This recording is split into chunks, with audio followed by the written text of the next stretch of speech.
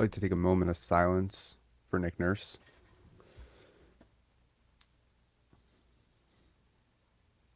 That's enough. That's enough silence. I'm very happy. I don't know if you can tell that. I woke up at 7 o'clock in the morning, 6 o'clock in the morning, and I was like, is this a day? I'm having a feeling. I'm getting a feeling. I sent some emails and I didn't get a response. And I was like, you know what? I'm still very tired. Let me just go to sleep. This is going to be a really long day. Everything to break down in Masai Ujiri's press conference, which was announced yesterday. And you would think, why was it taking so long? Well, clearly, there was some conversations that needed to be had. We will bump right into Nick Nurse's. Sorry, not Nick Nurse's. He will have no further comments from the Raptors side. Although I look forward to the podcasts, we will go right into Masai Ujiri's press conference. Please let me know in the comments when that link becomes available. So what I'm going to do is I have another computer which is set up. We're going to call in from that computer, share the screen from that computer. It's going to take 2 minutes to set up. But once the link goes up and we get that blank screen on Sportsnet or whatever, please let me know in the comments. Flash it if I don't see it a couple times. And that way we can all watch it live and react to it. All right. We have FA and we have Ian. We just want to have a group chat about this. All right, let's have a group chat about this. FA, what's going on, man? Hey, Ian, what's up? what's up? Hey, What's brother, how are you? I'm good. I'm good. I'm good. I'm good. I'm good. I'm good. Praise the Lord. I'm good. Sorry, I can't tell you how happy I am because there's all this stuff. Look, first of all, Michael Grange, congratulations. He just never get tired of being wrong with this guy, right? He said he hedged himself both ways. Like it was like a week ago, I would be surprised if he comes back. It was like 2 days ago on the Raps cast. I'd be surprised if he leaves. Like, which is it, man? Um, really happy to hear this, man, because all the rumblings that they want Fred back and Pascal back, and I'm just like, man, if they bring Nick Nurse back, I'm done. So this is hope. How you guys feeling? You go first, man. I think it's kind of mixed feelings, right? I don't like the way Nick Nurse coached the team, especially the last 2 seasons, running the players to the ground. But however, you're still going to give him credit for winning a championship, right? With bringing championship to Toronto, so that is going to remain in his resume.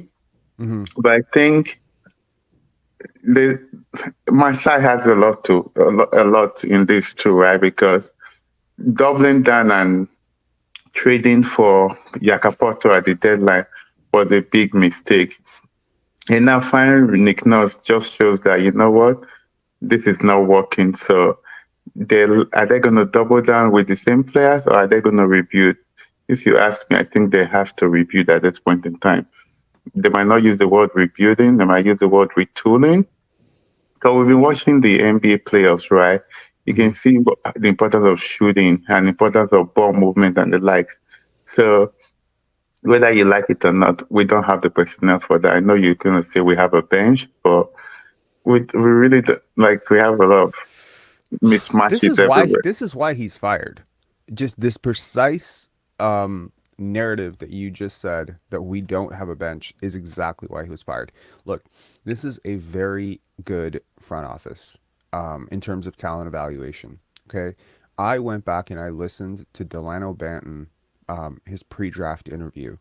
The Mm-hmm. player he has turned into is not the player that anyone should have been expecting. All right. He had the high, I believe, if I'm not mistaken, someone correct me if I'm wrong. He had the highest assist percentage at Nebraska in the country. Okay, this guy's turned into something completely different than what he was supposed to be, which was a playmaker.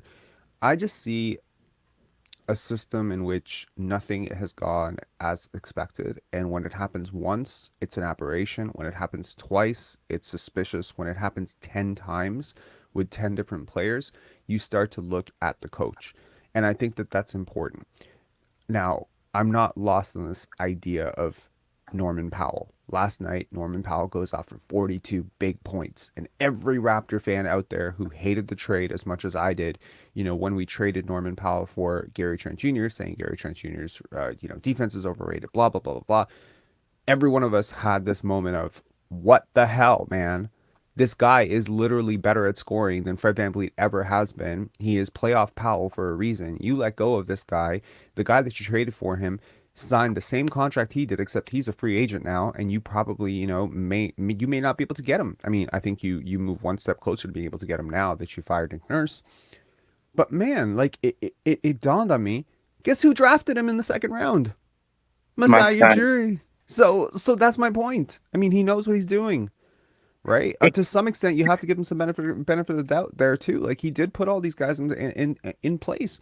Yuta Watanabe goes off and Brooklyn starts scoring. Who identified him? Masai Ujiri. O'Shea Brissett doing well. Who identified him? Masai Ujiri.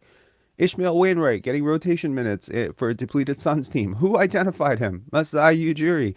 It just goes on and on and on. Look, I'm not going to judge someone by their worst moment, but I'm telling you, like, I have seen Masai Ujiri operate unquestionably as the best general manager in the league, and I've seen the shine fall off. Oh, we don't have a bench. We don't have a bench. Well, you know what? You don't play the bench. You don't have a bench, right? Maybe you do have a bench. Ian, how you feeling? Rob, do you follow like European soccer at all, like Premier League football?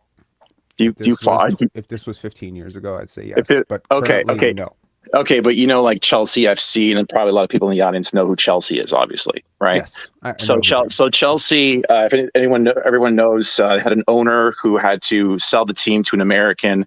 Long story short, and you say this all the time, and I agree. Anytime a new owner comes in, just like in the Suns, they want to make a big splash, just like the Durant trade. And so the owner, what he does, he spends more than £250 million sterling on players. Okay. Mm-hmm. Now we're talking today. They've already gone through 2 managers inside of, what is it, like less than 8 months. This is a normal thing actually in soccer. And I bring up this point only to say, like, we live in very capitalist societies, especially American business, which is ironic because as far as sports entertainment is concerned, in European football, in Britain specifically, in the Premier League, it's capitalism on steroids. Okay. So I don't know. I know this is a far out analogy. I don't know what the check, the dollar value equivalent would be for selling a pick.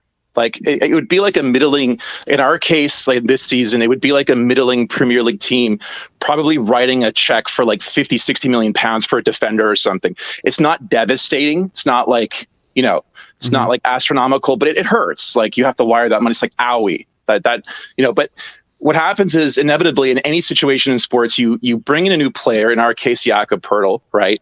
Mm-hmm. During the winter transfer market, he starts for you that game that had all that excitement, even though we were hesitant and we had our reservations about, what we gave up and what we were getting in return. And I called in and I was freaking heated, and I'm heated right now. And I'll tell you why. That first game, what was that game? It was the Utah Jazz. Do you remember that game? I do. The Utah Jazz, okay. They come in our home state. They come in our home stadium, right? It's Jakob Poeltl's debut game, right? Mm-hmm. And what happens in that fourth quarter? It's not even Jakob's. Like, Jakob's besides the point. And that fourth quarter, we get freaking clowned by Sexton Markkanen and whoever else, right? When that very team beat us less than 2 weeks prior, I believe. You can't lose that game. You can't lose for a million reasons, most of all symbolically. When you give up something that's, I'm going to say profound, because for our situation, relative, it is profound. When you give up something that big, and the first game back, you get punked like that. That's a red line in business. I like Nick Nurse. I think he's brilliant. But I told you before, and I'm telling you now, I would have brought him in the back office. I would have said, sorry, like, thanks, but no thanks. But like, you can't lose that game. Like, see you later, right? And I'll tell you what, whether it's Earl Watson who takes over or whoever, you probably could have salvaged this season. You probably would have gotten like a low C just because it sends a message, Rob. I don't know if you agree or not. I agree. I look, I wouldn't have fired him after the Utah game. I wasn't calling for him to be fired after the Utah game. The Utah Jazz are a surprisingly good team. They tanked late, but had they pushed for it, they were definitely a play-in team, and you were a play-in team. That's relatively even. You're incorporating a new guy into your lineup, some shooting variants. I don't think it's the end of the world to lose to Utah Jazz. So we disagree there. I do, however, think that when Nick Nurse made the comments opining openly about his future, and it became such a huge talking point, I think there were various times earlier in the season as well where I would have definitely, considered just firing him to send a message. But at that point, I think it was like, you're asking me to do this. You know what I mean? So Yeah. if I was Masai Ujiri, I would have fired him right when he did that. I know that was just 3 or 4 games left with the regular season, but you know what?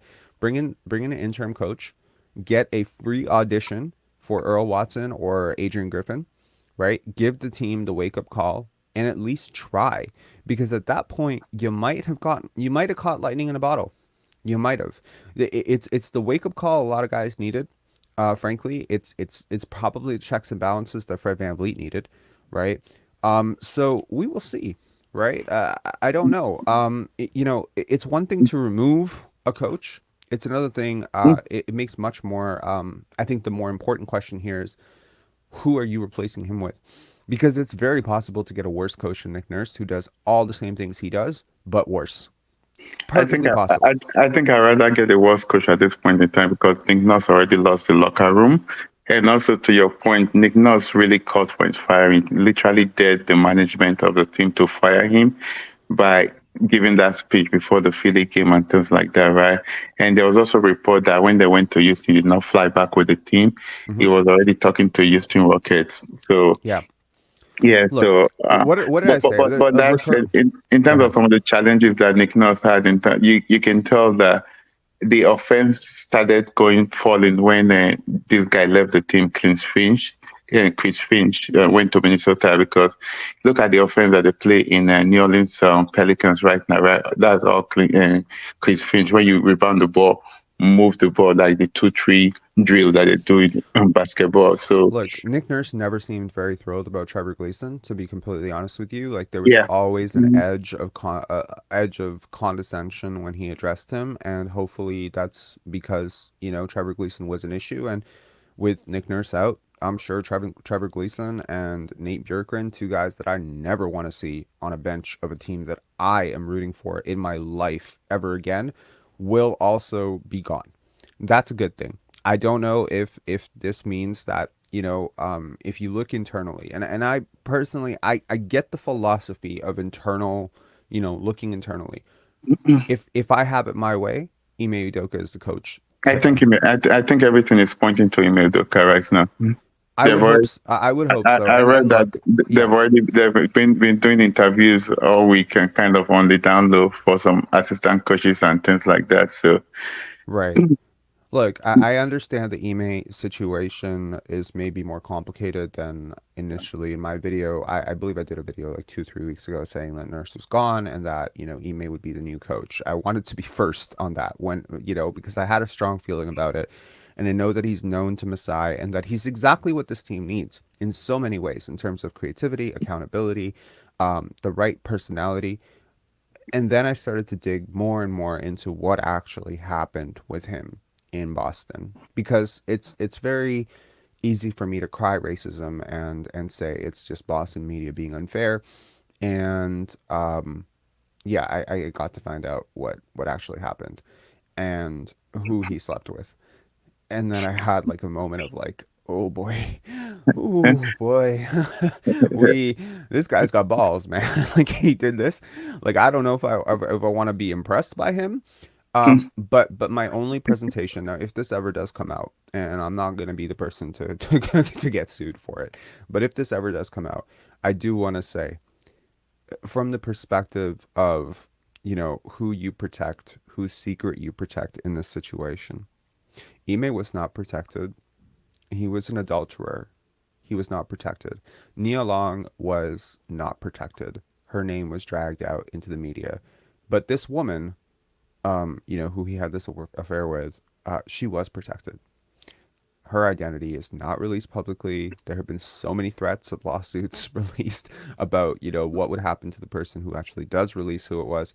So I am at a point right now Yeah, where I'm like, but her name is all over the internet now. Is it not the lady that Danny Age brought to the team, the Utah lady, and things like that? So, yeah, I think it's not just one person, and he wasn't I warned just once. But anyways, but regardless, I don't want to talk about Ime's but adultery. back up to But email. I think if the reverse was the case, I don't want to get into details here because it's going to get into a fine line between putting race into it. I don't think he would have been fired. yeah, I mean, look, I think I don't again I don't want to talk about like why he was fired from Boston. I want to talk about him as a coach because like we can all argue that yes, you know, how you deal with you know your office, your front office, how you deal with your ownership group, maybe MLSE is going to look at what happened in Boston and be like no. No, well, this is a PR nightmare waiting to happen, and maybe they veto it. But I don't think they're going to veto it because there have been some pretty credible sources who have linked him to the Raptors. So obviously they've gotten the all clear to at least entertain that offer. It hasn't been shut down. So now, obviously, you know, if you talk to him, you interview him, and say, "What did you learn, man?" Okay, good. First question. Are you going to do it again? Don't do it again.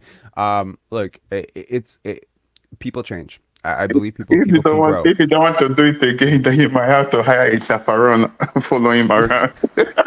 That's a joke. Oh my God. But anyways, like I mean that would be distraction, but I'm just I said it when I did the video. If there's ever a group of 15 individuals in this entire world who would ever be empathetic to a guy or forgiving of a guy for cheating on his wife, it would be 15 NBA players. I promise you that. Okay? So, you know, we can talk about it from a morally, you know, like holier than thou standpoint all we want. I personally don't care. I probably would have taken that angle 15 years ago where I would be like, hi, how could you do this? You know, but to me, it's like people do this shit all the time. It's pathetic and sad how often people cheat on their wives. And especially in pro sports and entertainment, I'm actually surprised when I meet someone in the entertainment world who doesn't cheat on their wife. Okay, so it just so happens, you know, he cheated with somebody, you know, it probably shouldn't have, definitely shouldn't have. But anyways, moving on. If it's not Ime, I hope it's somebody young. I hope it's somebody creative. I hope it's somebody who can hold this team accountable. And look, the first question I'm asking if I'm Masai Ujiri in a you know, in that interview is what are your what would you do differently and what are your intentions with Scottie? You know, because like you need this guy to work out for you. You That need him. wouldn't be my first question. Sorry to interrupt. What would be your first question? Why? When did you know this wasn't working out, and why didn't you do something earlier? I mean, we can disagree on timelines. You're But talking about if you interviewed an assistant. I'm talking about like what part of this season might have been salvageable if you had just taken the step to realize the error and this thing wasn't working out. But you're sitting on this sort of evaluation type of mantra that I think has run its course in a lot of ways. And I think Are you you talking agree. about what you would ask Masai Ujiri? Yeah, I would say Oh, we're not Masai. talking about Like, Masai Ujiri. I'm saying what would Masai ask the future coach of this team, prospective coach? oh, the You're doing future coach. Oh, I'm Yes. sorry. Yeah. Okay. Yeah. Well, are you going to step up to me? Tell me when I'm wrong. You know. Yeah. Maybe. Chad, are we streaming the presser on the channel? Yes, we are. Do you have a link? Is the link up? I believe the link should be up like very soon, if not like in 2 minutes. So, can someone please just forward me the link? That would be great. Yeah. Anyway, I mean, do you have any other names that you would consider for this? I'm happy with you too. I really don't care about the adultery thing at all. I'm sorry to say, like, whoever brings the most, whoever has young, fresh ideas, like you just said, I'm happy with. Everything else is just like bag. I don't care about that. I want to basically rehabilitate the value of this team, like you talked about in another podcast earlier.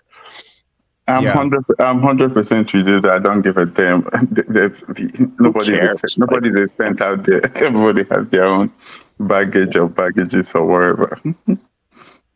Yeah. I honestly, I believe that very, very often you have a situation like this where they'll leak something like Ime Udoka to the Raptors just to gauge public sentiment. One of the biggest reasons why I created that video that I did about Ime being the perfect head coach for the Raptors 2, 3 weeks ago was because I wanted to offer a positive, humanized version of Ime and talk about the good things he did, because I didn't want MLSC to read like, no, no, no, no. And there was plenty of that. There was plenty of backlash even in our video. There was plenty of dislikes, whatever. But I was just hoping that we could get ahead of it before we got behind it, right? Because people are lazy. Like with their takes, people are pretty lazy. Like they'll just repeat their parrots, right? So they'll say, oh, he's a terrible person. And then everyone will be like, okay, I guess that's the position I'm supposed to take right now. If there's nothing else to counter it. So that's why I wanted to do that. And, I wonder if the Raptors themselves, put this out there just to get a feeler for how the Toronto market would feel about Ime Udoka. How much time has passed since that? It hasn't been a year. It hasn't been a year. You know what I mean? There was word around when it happened that he would never coach again in the NBA. Never. It's just been 8 months, 9 months. So, I mean, has enough time passed? Time heals all wounds. Time heals, and he's interviewing with the Houston Rockets, and Houston. Then I think one thing is certain: Van Vliet is not likely coming back to the Raptors with Nick Knox gone. Yeah, I hope so. Okay, so this is the link. I'm just okay. Give me 2 minutes to just go and set it up with my other computer. You guys can continue talking. I trust you to not get this channel banned. Okay. Okay. We'll get it banned for a second. I'm kidding. Don't do it. Don't do it. I'm kidding. I can't do that. We need this channel. Thank you, man. Yeah.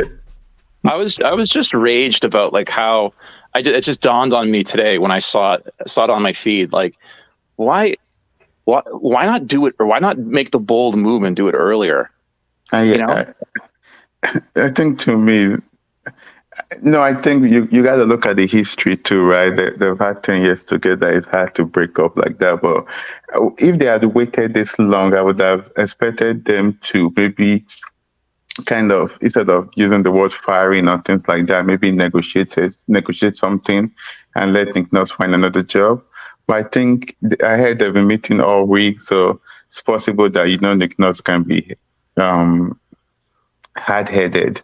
So it's possible that Nick Nurse wasn't budging or whatever. So I think he pushed the firing. And if you see reports coming out, right, Clutch Sport, who manages Nick Nurse, they're using the word firing because they want it to be that way. I guess that doesn't imbue any confidence in me with ownership or executive management, because I thought we had the highest paid guys who were taking responsibility for what's going on, and you hope that in business there are these red lines, right? And I'm not an expert. I'm not going to say, I can't perfectly say what game. Well, for me, it was the Utah game. Rob disagrees. You probably disagree as well, and that's fine. But there must have been a moment or a week somewhere crucial in the season where there were hints, things that were conveying sort of like disorganization or just a lack of a collective identity. I mean, we saw that on the court. I agree. You're right on that, right? But if you listen to Masai's presser after the trade deadline, right, you could tell that he was pointing at everything, like the bench players not playing, the way they play, selfishness, and the rest. Obviously, that is on the coach, right? Because when people tell me Van Vliet doesn't pass the ball and things like that, I was like, you know what? If you're a good coach, come sit by me. But the problem is that they've gone too far and they did not want to, and obviously because the history, 10 years history, they don't want to fire him mid-season. But because it looks bad. Yeah, it looks bad. Yeah, but sometimes you have to risk looking bad. The thing with Masai, with me, I don't know how you feel about this, is that lately, I'm not saying, because he's been a very strong-willed person his whole career, but lately it feels like he wants to be liked by everybody.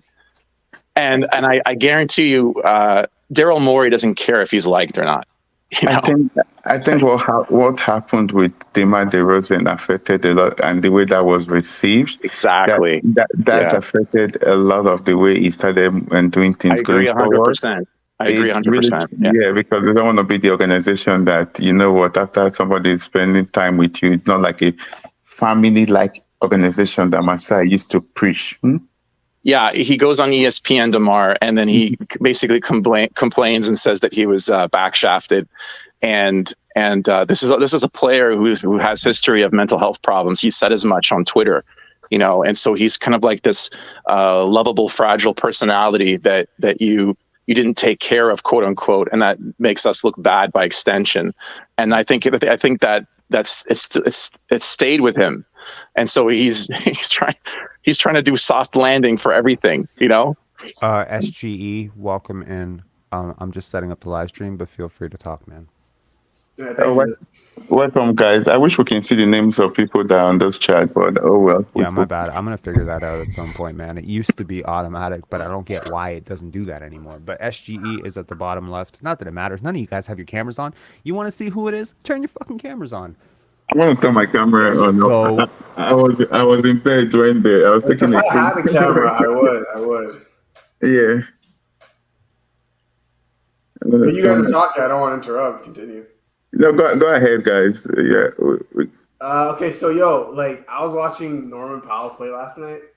Oh my god! Yo. I started the chat on. Okay, he just bounced. So I'm watching Norman Powell play last night, right? And then I got thinking about his roots. Like, where did he come from? Game 5, 2016. He's on the court. And he has that dunk that go up or tie the game 92-92. That doesn't happen under Nurse. You never get a play. Wait, did the guy who was talking leave? Hello? Hello? You're still there. Oh, okay. Somebody's here. Okay, I thought nobody was here. Okay. Yeah. And then I'm like, yo, that can't actually happen under Nurse. We would never have a playoff hero under Nurse because he just plays his starters for 40 to 45 minutes a game, which is like you're never going to get any development. And I think the reason why this guy was let go is because Masai was watching the playoffs. He's watching all these little guys like kind of pop off the bench. And he's realizing, okay, if I keep this guy, I'm going to have only 5 players going forward and their values are going to tank even further. I don't disagree with that. I don't disagree with that. It's anyway, I don't want to get into like the illusion of the whole 6ix9ine thing. I suppose like 6ix9ine? Did you support 6ix9ine? I did, and I'm still intrigued by it. Right, it's not that original, and I think Rob will explain why. He's a lot more knowledgeable than I am, but inevitably, I was complaining, I was ranting earlier about us losing to like any point of attack guard that just burns us, whether it's Sexton or Garland. Oh, we played Garland pretty well this year, actually, or Buddy from New York, or like we have no answers. We have no answers for that. No, 100. Okay, that's something I've been all up on. I'm like, some of our best defensive point of attack are guys who don't get any minutes, and we have Fred VanVleet kind of manning that point of attack for I think like all year long, and we just kept getting burned. And the fact that Nick Nurse, the defensive guru he is, can't spot that was shocking to me. Well, I don't know if he could do much about it, but Jakob at least was going to provide you some kind of like shot blocking anchor, but that didn't really pan out that way. You know what I mean? I feel like I felt like he was just there to provide better screens and help with the rebounding. But one telling thing in Nurse's exit interview was like, yeah, we were trying to emphasize offensive rebounding and just pummel teams on the boards this year, but it turned out that a lot of other teams were doing the same thing. So our whole strategy basically got upended by other teams doing what we were supposed to do really well as us, or better, plus better shooting. 100%. And I also think, to add to that, like one of the main issues was we were relying on that shooting that you just said, and everybody actually regressed their shooters this year. We didn't have one. I think Malachi started the year off 48%. And then I think Precious Achua didn't shoot the same clip he did last year. Fred fell off the clip. Gary was in a slump. Siakam can't hit threes. And then I think OG's a stationary shooter, so we had no shooters as well. Yeah, exactly. I think Jack went on Bob McGowan's podcast, and like him and Devin were talking about how like we're not only bottom in shooting, but we're bottom in shooting in basically every important category, not just threes. Like 2-point inside the arc shooting, but there was a couple of other stats. I forget them right now. But if you look at this, the scope of Raptor history, like historical teams and how we shot, we're as in total over that span, this is like the second worst shooting team ever. So of like all time of all in the Raptor history. Oh, it did feel okay. All right, everyone, shut up. Okay, sorry. Hi, everybody. Thanks for being here, and thanks for the patience the last few days. I think you all saw the statement today. We decided to part ways with Coach Nick Nurse. We want to wish Nick Nurse and his family the best of luck. Thank him for everything he's done in this organization, including helping us win incredible championship, incredible 10 years. So tough times, and had a great conversation and conversations with Nick today and the last week, and really wish him the best of luck with his family. Was there one thing that took you to this point? It's a good question, Doug. I think that game the last year summed up like what has gone on in this organization, the feel, the spirit of who we really are. It's been very disappointing for us, and we want to gain our momentum back as a team, togetherness, all the things that I think culture we have stood for here, I think we lacked this year. Did you see that eroding over time, or did it just sort of pop up in the last month of this season? Well, you could see it throughout the year. There was never that full excitement. There was never that full spirit. There was never that feel of like togetherness.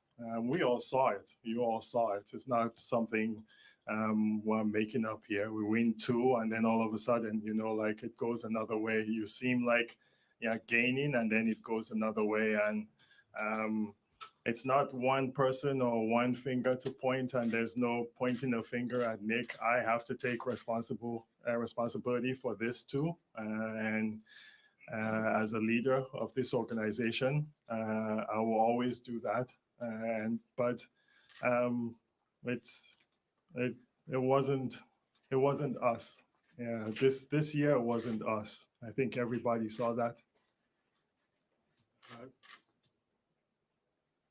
Sorry, why did you, when you say you point to the way things kind of unfolded this year, and I mean, the team is very inconsistent. Often inconsistency often comes when a roster is kind of challenged. It doesn't have the qualities it needed, and you can make the argument Nick did a really good job finding ways to be competitive given some of the shortcomings with the roster. So how did you deal with that in your conversations with Nick, and why did you decide it was a new coach that was needed versus replenishing the roster?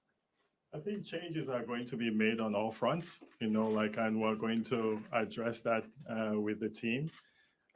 We saw how different players on our team would rise, would do well, but we never did it like collectively. And maybe that could be fit. Maybe that could be sometimes system, sometimes role orientation, sometimes, accountability, all the things that we think we're going to really look at, in how our roster is built. But we believe in the players we have, and whether it's tweaks or major changes, we're definitely going to look at everything. Masai, what are some of the qualities and characteristics you're looking in for Nick's replacement? We're going to go into that right after we get through this. To be honest, we haven't gone through that exercise yet. It's going to be a lot of conversations just internally, talking to Bobby and the crew on some of the things we're going to need. Obviously, looking at the roster and the fits, but we gotta build spirit back here. Like the culture, those things that bring us together. Like to move like we've always done here, and we need that back. This is very crucial for us with our culture. Again, I'll continue to say that it's very vital for us to have incredible energy, that lifts people and Agreed. gets us to work together. Have that overall organizational goal. Like to go win. Let's see build next few years and see how that goes. Knowing how competitive you are and how much you include, how difficult was this past season? I think it was difficult for all of us, Steve. Everybody, it's really difficult. I never look at honestly, I never look at the last 10 years. Like all I think about is how you win. Like I almost think that sometimes we almost have to like validate the championship we won. Like that's how much we have to win here. And I believe that we're going to win again in Toronto. Yeah, I feel strongly about that. Um, but to watch us play this year was not us. I did not enjoy watching this team play. Thank you. And I think that spoke loud and clear to everything that I think um, went on this year. And it bothered all of us. It bothered coach too, and but sometimes we have to make change and we have to move forward. We're about winning here, and I think we've not only said it, we've at least tried to do it, and that's where we're going to continue to go. Sorry, I was just saying, you said you lacked the energy, the spirit, the culture. Do you have discussions with players before making this decision? Probably. Yes. Was that something that was expressed from players? No. To be honest, like we met as a front office staff. We met with Nick continuously after the season was over, and that was the process. That's our process here after every season, is we evaluate. Um, but we had conversations with players when they were leaving, Okay, and so yes.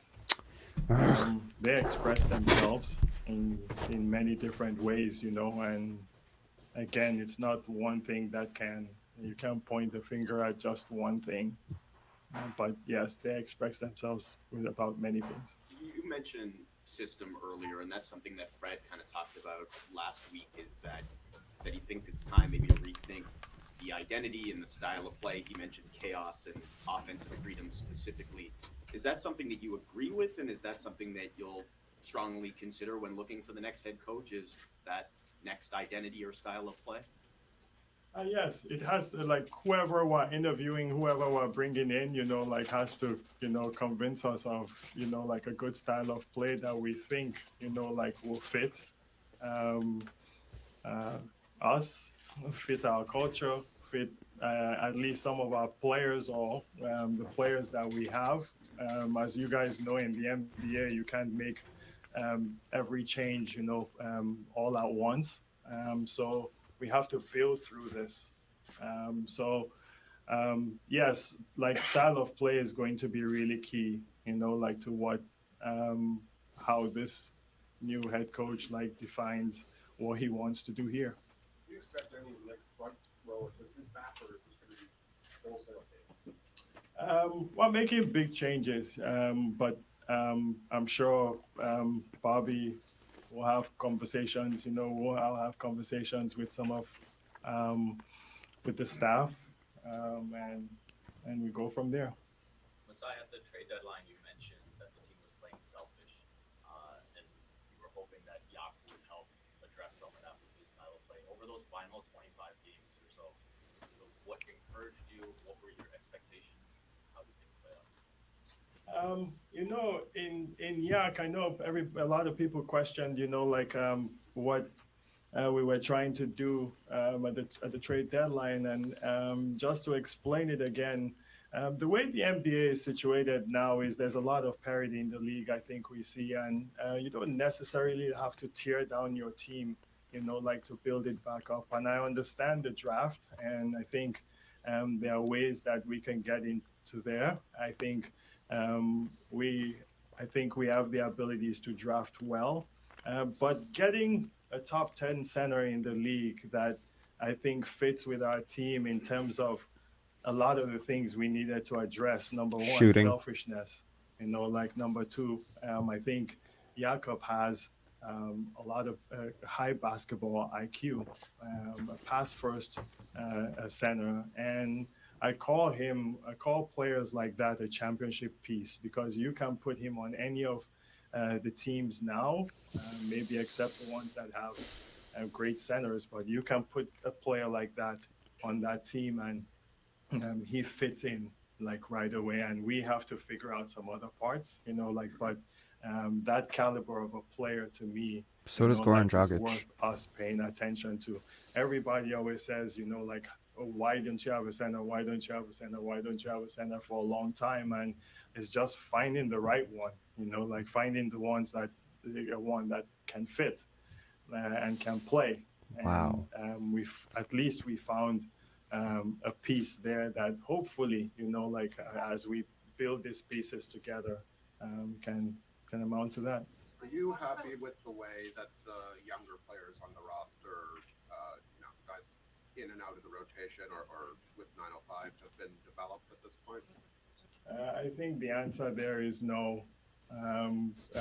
Obviously, some of them played more than the others. I think out of all the young players, maybe Christian got maybe the most opportunity. Can't tell with the top of my head with minutes, but with Malachi and Delano and Ron and Precious and all the young players we have, I think one of the things we talked about was maybe utilizing some of these players like a little bit more, giving them, like a room to actually show if they have or if they don't have. And I think we didn't do so well, with that this year. And I think that hurt us some in developing our young players. Talk about culture as a foundational element, but it's very opaque. How do you rebuild culture after president has been lost? Specifically, what can you do? I think it's by making major changes sometimes, and this is a major change we've made. There are things you have to shock, you have to hit, you have to. I think there has to be some kind of friction. You could have come out in clown makeup, shocked us. To do that. The culture here has been honestly we love it. It's incredible. I think we follow the culture of an incredible city, people, humility, everything that we stand for here, togetherness. And we lost some of that, but I don't think it's nothing that we cannot build right back up again. Some of this stuff sometimes, when these things happen, not winning pronounces it a little bit more, but we believe we'll get right back, even if it's slowly back to where we feel that we can be as an organization and as a team. Do you see kind of as a parallel to 2018, meaning that friction and obviously getting Kobe State in the big trade? How do you compare the franchise now to that one? Honestly, I never look back, maybe one day I'm in a farm in Nigeria, 20 years from now, I'll be able to look back at those things. I don't look at them like that, I always want to look at what we can do, how we can build this thing to be, how to win, we always want to win here. It's that's what sports is about, and so honestly, I don't compare and look back. That was different era, different time, different some different players, and hopefully we can build back to where we're at that level where we want our culture to be. Is there any stuff you take from that coaching search to this one that you learned along that way, or is it just two different situations? No, I think the coaching search is different. I think Teresa, Dan, Bobby, they did an incredible job in just detailing like the process of what we go through in finding a next person to do this job, and I we're actually even learning more to see what the nuance of these kind of processes are going to be, and we'll put that in place. I'm excited about that. Because you get to meet people with different minds and different types of thinking. With the mindset of winning. Is there a timeline in place? Not yet, Doug. This has been hard. The last week and a half, and I think once this day has gone through, then I think later on this evening we can begin to attack all those things. Then You don't want somebody by draft lottery or. I think having somebody by the draft will make sense for us. I think that would make sense for us to go into that with a head coach. There's an old expression that you win a championship and you walk together for the rest of your lives. And you do what? You walk together or stand together for the rest of your lives. Yes. I've heard that in many sports. Yes. Knowing that and knowing what happened here, how difficult emotionally was this party? Very. Yeah. So you said you look at everything, looking for other major changes. Player-wise, are there any untouchables players you want to keep building with? You know how difficult it is. I just saw Nick. We met this morning. And when you see him and he says, "Good luck with those guys," that's tough. He means well. And we mean well for him too. There was nothing contentious, nothing. It was actually an unbelievable thing to go through that process, with him and the spirit that he had, through this. So I commend him for that. I commend Bobby too, for that. The whole organization, you are right. We're bonded in something that will never, ever, go away. Why did you feel the need to meet with Nick, not just this morning to let him go, but through this process? You had 82 games in 5 years, and what were you hoping to accomplish or learn, and why was he willing to participate in these meetings this week? What was the? It's an interesting question. Process there. Because of the year we went through, because of what we've gone through the last 3 years, it's not been easy, with everything, and I have to look at myself too in the mirror with these things, and I think we're winners. We want to be winners here, and detailed. We're just a detailed organization, and if a coach or an employee or a player is not offended by the details and everything we're going to go through, we're going to do it respectfully. We're going to go through that, and you to me, you have to do that.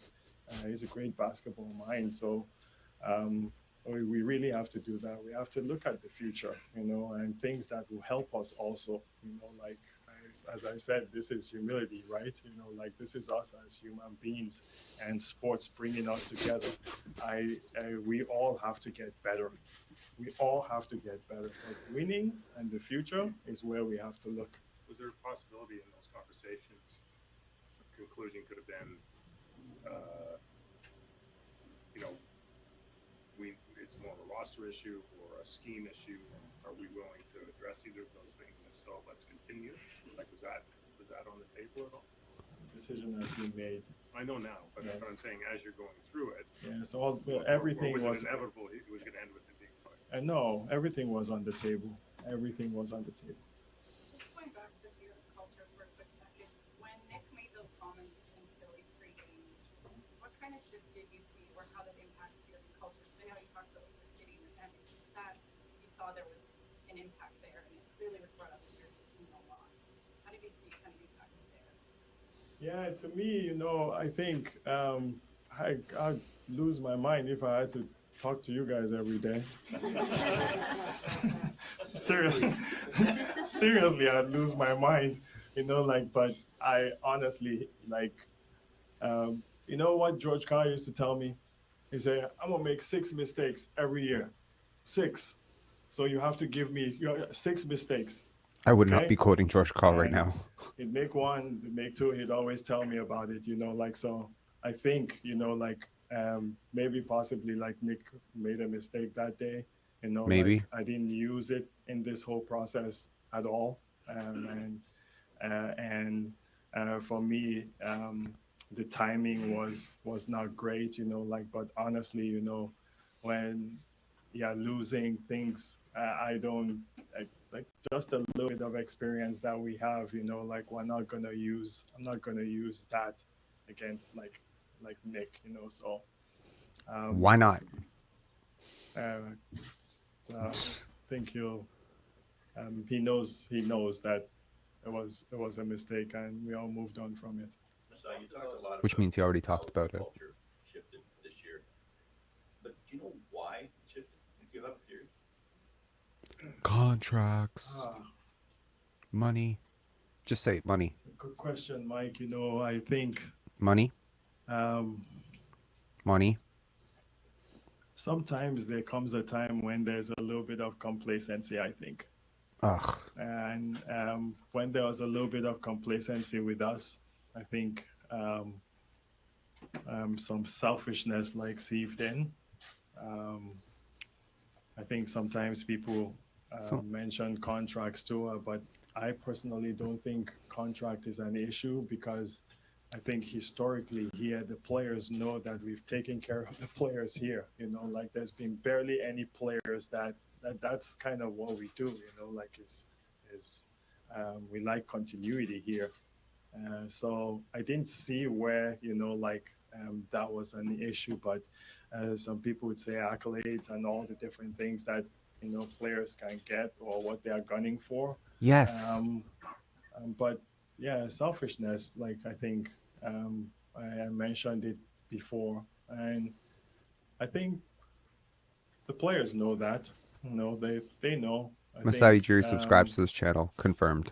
Did that happen because of the system or different things that we did, or was it them individually? Again, I'm not going to point fingers now. I just want to know how we are going to do better. And whoever wants to do better, whoever wants to play the right way, whoever wants to win is going to come with us. Like clockwork, your name has been associated with some openings. Your intention is still to stay in Toronto and lead this coaching search and be here for a while? Until you guys kick me out, I'm going to be right here with you guys. How tough was it to balance this season, just the different directions this team could have gone? Obviously, with the trade deadline, there was a million rumors around this team.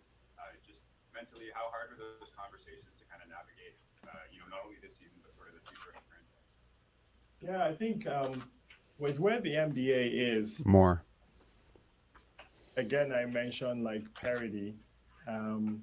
At the end of this season, I said it before, there's going to be 29 disappointed teams, no matter how you look at it. And I think the trade deadline is a hype machine. There's a lot of hype around it, and I don't know that I'll say you can make long-term decisions unless you have, you're deciding to go just one direction or break down your team. So Yeah, I that's think what you should have a lot done. of the options we had at the end at that time will be available for us. They will at the end of not. the season. Masai, you guys were coming off such a high in the previous season. When did you feel that things started to shift? Even last year, when you're a growing team like us, did we kind of overachieve a little bit? Yes. And um, and then this year, where do you measure that? With what happened last year. Um, Honestly, like those few first games when we came in, you went in thinking you can win any game. I think we had the confidence of that, and right around the New Orleans game and the Brooklyn game, I think it just something there, just didn't seem right, to be honest. And it started. Doug, you remember? Yeah, I know. Grange, you remember? You were there, and it didn't. There's something there that did not seem right at all. And from there it started taking a turn. But when you play the team, you're in a season, you hope, you want to do, you want to do better. You see signs, and but just was tough from there. Given the way that this season has gone, just with all the ups and downs, obviously been a really trying season. What would you say about Fred and Pascal, especially those guys' leadership throughout the season? I think they've been good. I think they've been good. I think His voice went up. Fred struggled the first half of the season. I think, I think his body got right. He got right. I always say it, when Fred's body is right, he's right. And he did well. I think Pascal had an all-star season, all NBA. Hopefully, all NBA season, and Hopefully. we just have to figure out how all of that fits. With our team, going forward. But yeah, those guys, have been good for our club, and they bring us that experience of what we've gone through before. You had talked before the season that your hope and intention was to have Fred here for the long term. Has any of that changed after this season? Nothing has changed, everybody are going to do the same exercise we've done, and look through everything and look at, style of play of a new coach, and what makes sense and what doesn't make sense, and we go from there. When considering hiring a new coach, obviously winning results aside, what's the number one quality that you're looking for? Is that style of play, or is that another aspect? It's a good question. Accountability. Yeah, character, quality of a person, I think energy, what kind of energy is are we going to get? Because we need that now. Discipline, style of play, just so many things that we're going to look into as we start this search. You mentioned the lack of development at the back end of the roster. A lot of people are specifically concerned with Scottie. There was reports about work ethic. There was reports about you meeting with him. I'm curious how you view how the organization has prioritized his development and how he's prioritized it on his own end as well. Yeah, I think we should always remember, that Scottie is 21 years old too, and it's a baby, and yes, I understand the concerns there was about last summer, and when I think you come into the league and you're being pulled from different directions, it's sometimes tough. I remember being with him here, and him crying to me that he didn't want to go to to the NBA finals, because he had to go do something, and there's so many things, so many pulls, but I think Scottie understands the discipline. Scottie understands his talent. Scottie understands, what's at stake, and I think you started to see that growth and that change, a little bit over the course of the season, and I think he grew a lot this season and realized a lot this season. You guys have to understand too that Scottie is from the COVID year, and jumping into this is different. This is new to his life, and I think there's going to be a lot of adjustments. Like we want he's going to do this summer and how he comes back, in the future for the Raptors. Masai, you may not be able to answer this, but the amount of time you spent with Nick this past week and a half, do you ever get the sense that he's ready to move and ready to go? I never looked at it that way.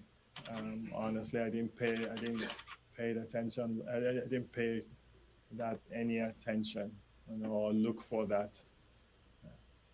Masai, you mentioned a need for self-reflection, and I'm curious, in your personal process, what changes do you think you can make to improve this team? Yeah, many things. Look at the roster, like maybe in a different way. I think we have to figure out like shooting on this roster in some kind of way. We have to figure out who fits and who doesn't fit. Like I think on the overall, maybe um, manage people better, and maybe see things a little bit deeper, like because uh, when we hire people, like I let them do their jobs, like that's been a strength of ours, like the last 10 years here, like, but I'll pay attention now, like to be a little bit more. Masai, at media day, you said that he's not a kid anymore. That he's got to show that he's one of the leaders on this team, and that this was a big season for him. How proud were you of the season he had? Being able to lead in steals, potentially making an all-defensive team.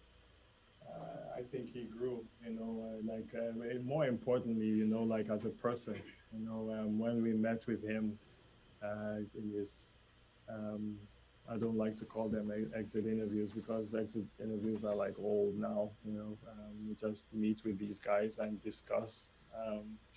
And he was very mature about it, very precise, very mature, and even his interaction, with us. So you saw the growth in the season, you saw the end, and hopefully that translates into,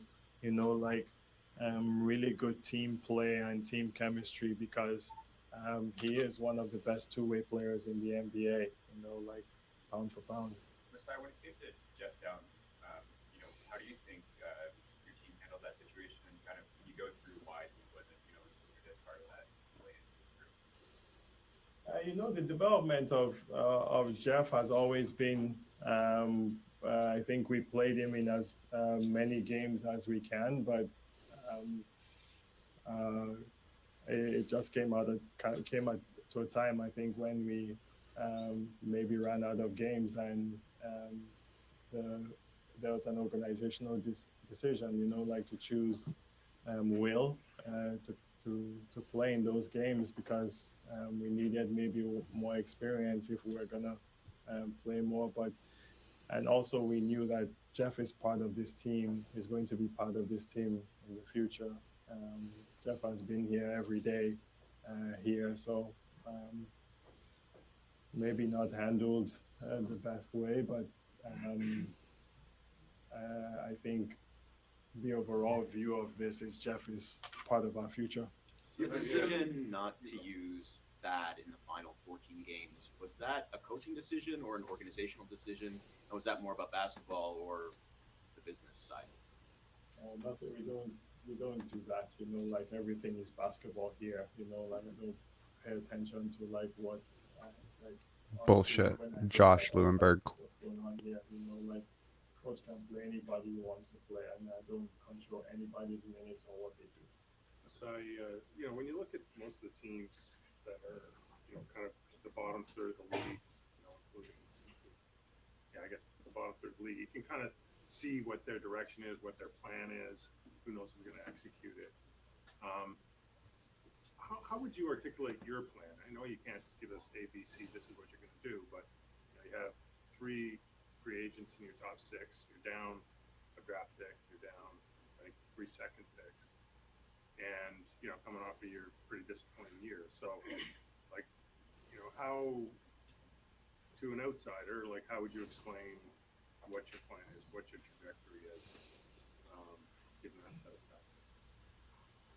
There were 26 teams in the NBA a week or 2 weeks before the playoffs that could possibly make the playoffs.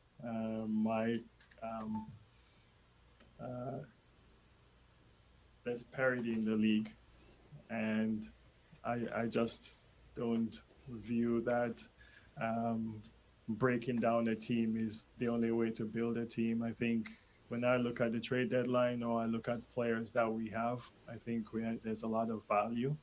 When you talk about the pick, I think we got something that's a huge piece.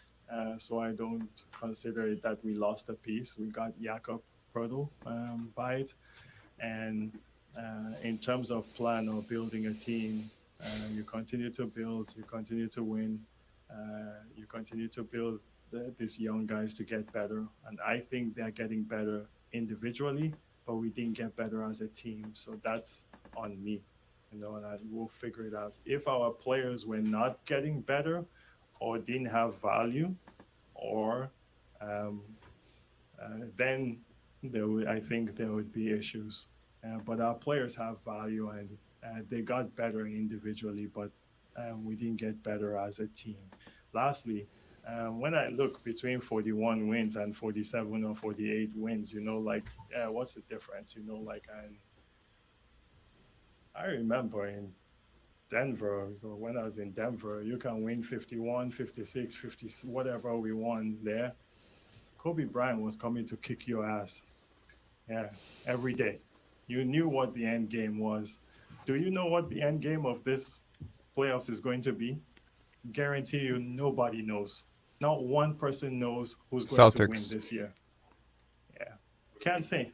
Right, but in terms of like building a more robust roster, right? Like that comes over time. It's good to have higher picks. You traded down in the draft last year. Bullshit. Other teams went the other direction at the trade deadline, and then He's gonna get ripped for this. Ahead of you in the lottery as an example. And absent the ability to draft really good players, really good prospects, top third of the draft, let's say. Like how do you kind of find that next player that can fit with a group where your top two players are almost 30 or 30? You build up to that. I think we still have draft picks going forward, trades, getting better. You never know what's going to come your way in this league. At the end of the season, there's always a player that wants to move or wants to change, and that's the new free agency, basically. It's always been free agency. Everybody wake up to that. Everybody says, will free agents come? Will free agents come? Will free agents come? Free agency doesn't happen anymore, really. The new free agency is players change teams. Players have a lot of power now, even when it comes to the trade market. Like, they often push their way to certain teams. So when you talk about the culture and all of that stuff, how important is it to become an attractive market to Good those question. players who might eventually hit the trade market? Like, how much of a focus is it just to, again, be an attractive? Masai looks sad. I think will always be an attractive market. I think that's sometimes a little bit overrated. It's not. I think will always be an attractive market. It just depends on the player and the type of player. You mentioned Scottie's youth, and to take him as he is as a young player, do you think his personality meshes with the guys who are sort of who are the most experienced and at the top of the Fred? With your team? Sometimes those things show when you're not winning. Last year, I don't think there was a concern about that. I was concerned about it. Fair. I think your question is fair too, but I'll get it back together to winning. And again, Bobby, we're going to look at fit, and changes that we can possibly make. But I don't necessarily think it's like personality or It is. or character. It is. These guys have really high character, and yes, Scottie's 21 and Pascal is 28 or whatever, but it's all playing together. When it comes to the draft, there was a few years where somebody was selected at a lot of times that was wrong. You guys haven't been able to have the same amount of success on a lot of the draft picks lately. What have you learned about the league changes, the types of players you draft going forward? Yeah, I don't think you could tell what Pascal was going to be after like 1 year or 2 years. I don't think we can tell like what Koloko is going to be yet. And I don't know that we can tell what Delano is going to be yet.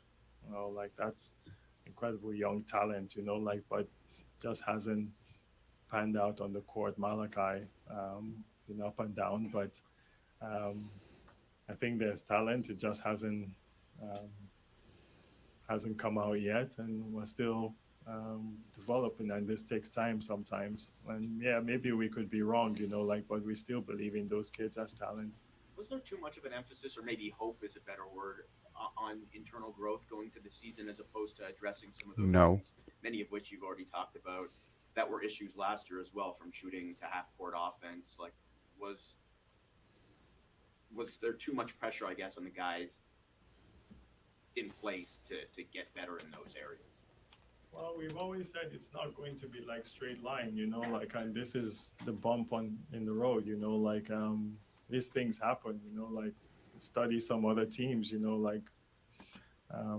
Boston went to the Eastern Conference Finals, and then they were a 500 team, I think, if I remember right. But You do not. These things take time. There's no more patience in sports. But to your question, Josh, we've always emphasized that. Internal growth. This is what we've always tried to do here. And it's the same questions everybody had with the other guys, but sometimes Such it a just takes Fred time, question. and you know what, if that doesn't work, guarantee you'll find a way. How would you characterize your relationship with MLSC and ownership as a whole over the past few seasons? It's been great. I have no issues with anybody, and Larry Tannenbaum, Merkel, Edward Rogers, everybody, we have a way that we do business that has worked for years, and we'll continue to do it. Larry is the chairman of the team, and I report to him, and they let me work here, and there's been no issues at all.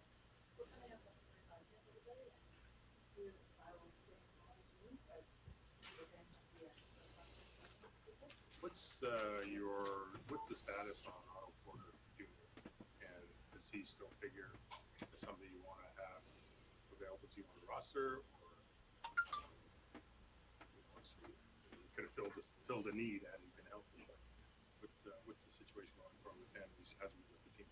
Yeah, that was the beginning of another unfortunate situation. You get an experienced shooter, like a big player that has a great basketball IQ and could fit in with this team, but never worked out and had to have surgery. So we'll see how his surgery heals. He's in that process now, but the plan is for him to heal and be part of the roster next season. Do you see the NCAA coming in? Does that impact? Do you see yet how that might impact any of the changes or how you go forward, or do you think digest what's coming? I think it's too soon, and I'm not sure I'm even allowed to comment on anything. So you've seen the last two seasons building around forwards, right? And sort of talk about that a lot in the media. Building around what? Forwards, 6'9" forwards, something like that. What have you taken away from the strengths of that strategy, and what are some of the weaknesses of that strategy? Well, these strategies, we talk about them, until you win, it's not working basically. That's what I've learned. I know, even the way Golden State played, I think George Karl played that way, Donnie Nelson played that way, D'Antoni played that way, right? And until you win, it's not, yeah, it's it's always going to be some kind of a failure or not successful, so to put it, like, but we believe in it, like we just have to add more shooting, and but yes, we still believe in guards and players that are less than 6'9", like it's not that we don't, but sometimes it's hard to find, like those kind of guys that um, but we still believe in what we do. Do you believe in shooting as a skill that anyone could sort of develop, or do you need to add more shooting? It's funny. Shoot at a high level. I think you can develop shooting depending on your mechanics and form, but yeah, sometimes the shooters are guys that just have it, like inborn in them.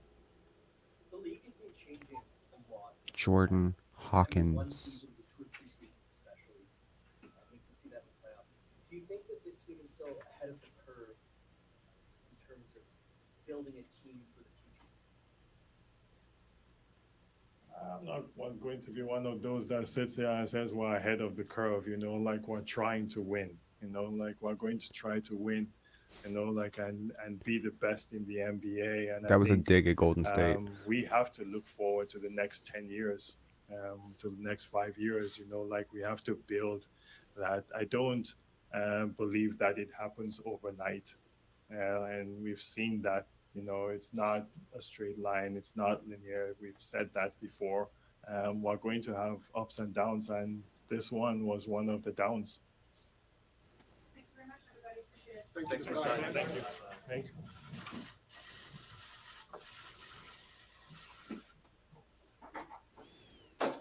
Thanks, everybody. Okay.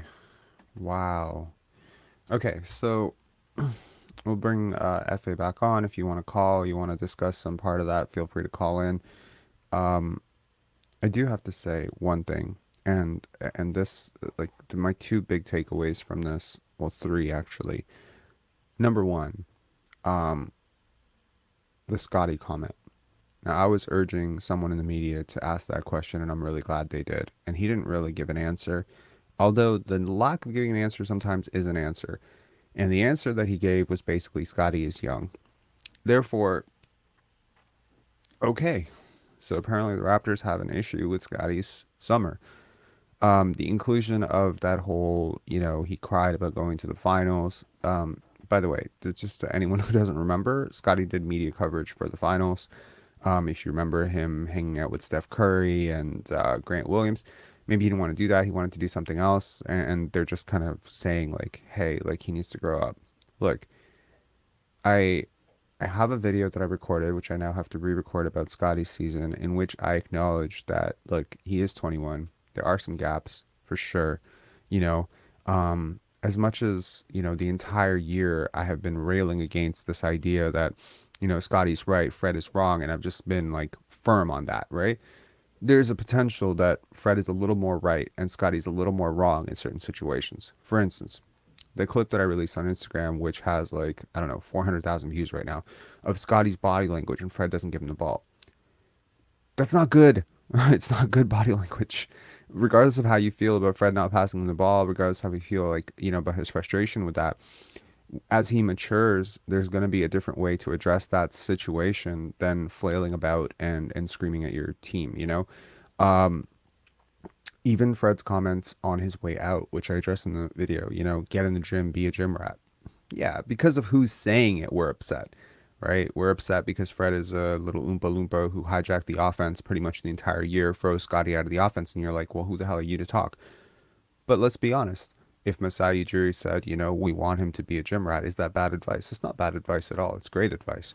So, look, at the end of the day, I genuinely feel that that was one thing which just really stuck out to me.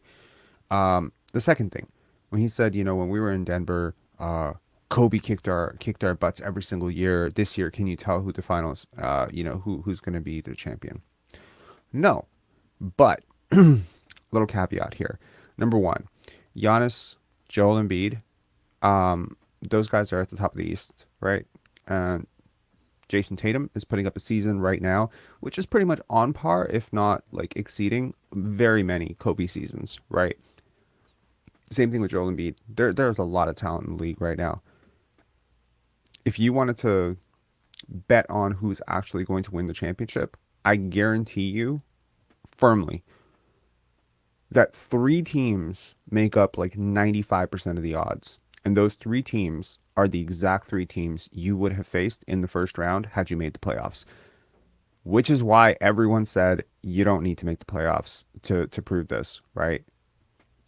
The only realistic teams that have a championship chance are from the East. There's like one team in the West, maybe, that has an outside shot. But the champions coming from the East this year, you were going to face either Milwaukee, Cleveland, Boston, Philadelphia. You were going to face one of those teams.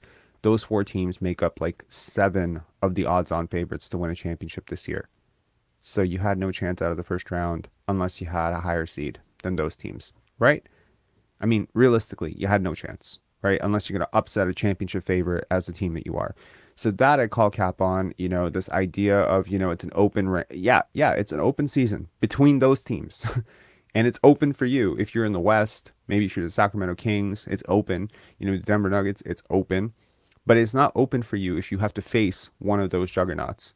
There are 3 or 4 predictable factors every year, and it's undefeated in terms of who will eventually win a championship. And I guarantee you that the Boston Celtics, Milwaukee Bucks, Cleveland Cavaliers rank very highly on those. And the Raptors do not. So again, like doubling down on this core, I don't hear enough, I hear a lot of excuses for the Jakob trade, and I don't hear maybe we pulled the gun too early. I understand you can't always be honest, but I hope that's not how he actually feels, right? The third thing is, I hope Pascal Siakam makes All-NBA. This narrative, he's not All-NBA. I'm sorry. If you're a Pascal Siakam fan, he's a hell of a player. He had an all-star season. Congratulations. Saying you hope he makes All-NBA, to me, is like, did you not read your own cap sheet? Because if he makes All-NBA, the long-term fit on this team becomes very complicated for him. So I understand personal stuff, right?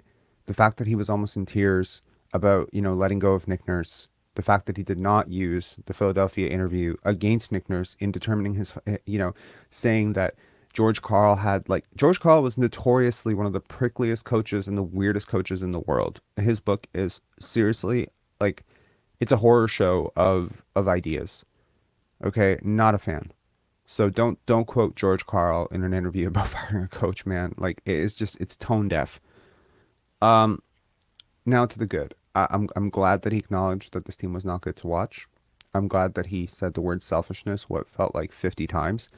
I'm glad that this has happened. I hope and pray that the next coach. Oh, and worth noting also, he did give validity to the what is the personality fit between Scottie Barnes and your top of the roster. And of course, the implication is clear there who the top of the roster is. That's Pascal Siakam and Fred VanVleet. And he said, it's a fair question. Okay, so, if your response to this is, kumbayas and let's get a new coach in, let's do some mediation, let's try to, run it back, let's try to get these guys all on the same page. We're going to get a firm commitment. This new coach is not going to have some sort of, blood pact with Fred VanVleet that he's going to run, 150 pick and rolls every single game. Okay. Cool. Also, yes, Rig Papa making a very good point here. Jeff is part of the future. I believe also that Ron Harper Jr. will be part of the future. I believe those 2 guys, for whatever reason, not for whatever reason, I don't want to say it condescendingly, for good reason, have cemented themselves as part of the team's future. And I'm very happy about that. I like what I saw from both players. I think he spoke very highly of Christian Koloko. I like what he said about Delano Banton. I think if you're reading the writing on the wall, it may be, time to move on from Malachi Flynn. Maybe that's the casualty. I like the fact that he said the plan is to have Otto back. I wonder where their team goes from here. I was listening to a friend of mine he was talking about the Houston Rockets coaching search, and it is clear that they just interviewed Ime Udoka. Chances are they will also interview Nick Nurse now that he's been relieved of his duties here. I imagine the process will be that the Raptors will try to get this done sooner than later. There are still about 2 months and change left until the NBA draft, right? The NBA draft happens, yeah. So you cannot, like, I'm just gonna put it out there. The Raptors will have a coach within the next month. I guarantee it. They will not let this dangle. And I also assure you that they already have a short list of of coaches that they want to reach out to, and have possibly already reached out to some of those guys for feelers. They're not going to say it right now because it might be disrespectful to Nick Nurse, but they have definitely gauged interest. You do not let go of a coach like this unless you have some sort of idea on who you're going to replace him with. So obviously, they're going to have a short list. They're going to do the interviews over the next week. I expect probably a new coach to be announced within the next 2 weeks. This will be perfect. The timing will be perfect because you can stagger this interview process out. Number one, there might be some coaches that become available if someone gets bounced in the first round. So you might have an additional candidate to interview that you may not have had a chance to interview before. God help me, if it's Doc Rivers, I will cry. Doesn't look like he's going anywhere, but like I would actually cry tears if it was Doc Rivers. Now, barring that, I think, at this point, you can definitely interview Ime, Earl Watson, and probably Adrian Griffin. I think all three of those guys will be in play for various coaching jobs around the NBA, the Houston Rockets, the Detroit Pistons, and whatever other jobs come up. I do want to say that the Raptors coaching job is very attractive. So if there are six coaches out there for 5 jobs, I guarantee you every one of them, probably with one exception, is going to have the Raptors at the top of their list. The Raptors are no longer in the Jay Triano, Sam Mitchell era of evolution, right? Someone saying Jamma, Kenny Atkinson, Sam Cassell. Sure. I'm sure these are all names that have been considered. Why? Yeah. So anyways, so I think ultimately that the Raptors will make a decision sooner rather than later. The reason being that you do want your head coach in for draft, for pre-draft workouts. You definitely do. You need that head coach to get a feel for these prospects. I know the Raptors have done it backwards various times. Prior to the stabilization of Tim Lewicki and Masai Ujiri, we had that entire situation where, the Raptors hired a coach and a GM after they had pretty much already, narrowed in on Rafael Rougeau. That's how Rafael Rougeau's happen. When you don't have a front office and a coaching staff on the same page, they do need to get a coach who's gonna, hit the ground running, gonna have, positive conversations. Hopefully, a coach who can do for Scottie what Mike Malone did for Nikola Jokic. What does that mean? Nikola Jokic was also a guy who was accused of being very immature. I don't think he should take immaturity in a 21-year-old to be like necessarily a death sentence or something that is going to continue forever. I think you should take it as look back to yourself when you were 21 years old and ask yourself if you did something immature at 21. We all did. I did. Certainly, I did. What can accelerate that immaturity and quite frankly accelerate your growth is having a coach who can meet you on your level, having a coach that you can identify with, and most importantly, having a coach that you can trust.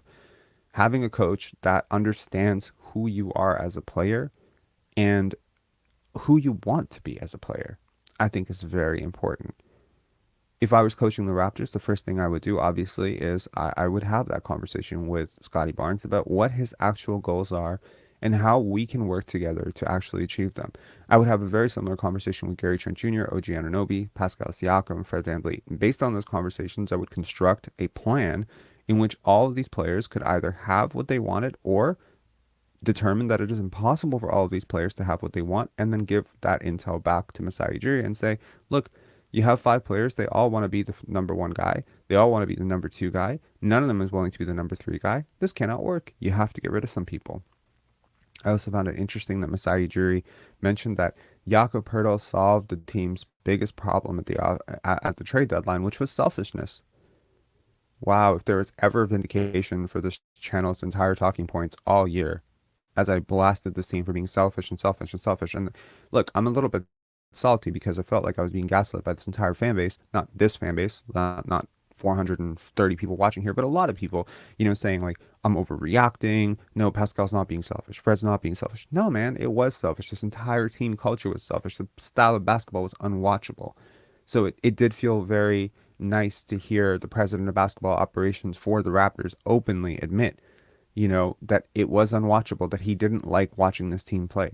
I think that was a really positive sign in the right direction, that at least some part of this was true. Now, how much of it wasn't true?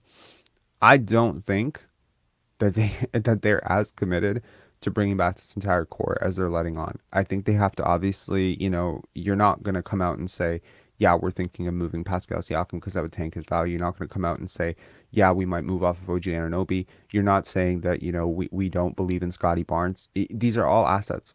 At the end of the day, every one of these players is an asset. Some of them you can trade. I also don't believe that every single offer that was available to you at the trade deadline is still available to you. It's just not. It's simply put not true. You had Fred VanVleet under contract. Now you don't. You have Gary Trent Jr. under contract. Now you don't. Now you're relying on these guys to extend player options, which they won't. And they could walk for nothing. They absolutely could walk for nothing. They don't have to do you any favors. I think the odds of them walking for nothing just went from, I think they got lower right now, because especially if you look at this from the perspective of, did Gary Trent Jr. necessarily like playing for Nick Nurse? This concept of, when he was asked very bluntly and very politely, like, did you have conversations with players prior to this? And he said no. He started out with no, and then eventually, he sort of moonwalked his way to yes. Like, of course they had these conversations. Of course, he asked Scottie Barnes, how do you feel playing for Nick Nurse? Of course he asked, Fred VanVleet, how do you feel? And look, Nurse, Fred VanVleet, to his, man, people like this, I don't want to throw shade at Fred VanVleet, but to me, this is the type of person who will support you as long as everyone's supporting you. If he was asked, if he got a general sense that Nick Nurse was like the lame duck, he was going to be the casualty, and he looked at that situation and said, it's either him or me who's going to take the fall for this, I guarantee you he probably threw, I'm not going to guarantee it, but my guess would be he threw Nick Nurse under the bus. And that's what his press conference sounded like. We need a new identity. We have funky lineups. We need, things didn't make sense this year, blah, blah, blah, blah. Everything pointed back to Nurse. So, loyalty rewarded, right? This guy puts you in a position to make an all-star team. He puts you in a position to control an offense. And ultimately, you throw him under the bus because it's either him or you who's going to be holding the bag for this, and it's not going to be you, right? I wonder if Nick Nurse did the same thing to him. I doubt it.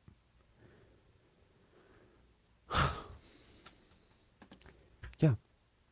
It's all polite and nice. Earlier in the season, Nurse, he's got my full vote of confidence. He's a great coach. He really understands what he's doing. He lets us do what we want. We're all blessed. But then, you see the writing on the wall. He's not going to be here. It's me or him. It's me.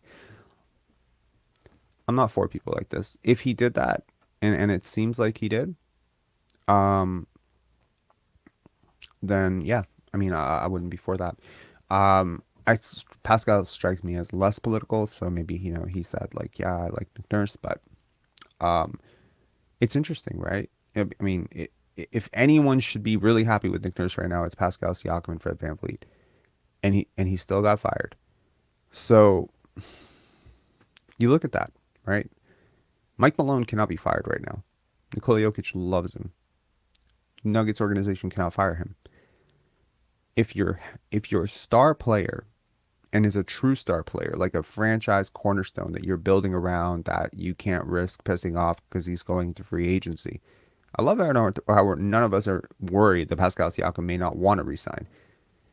You don't risk pissing off your star players. So, Nurse clearly did not have enough support from the people that mattered. Yeah.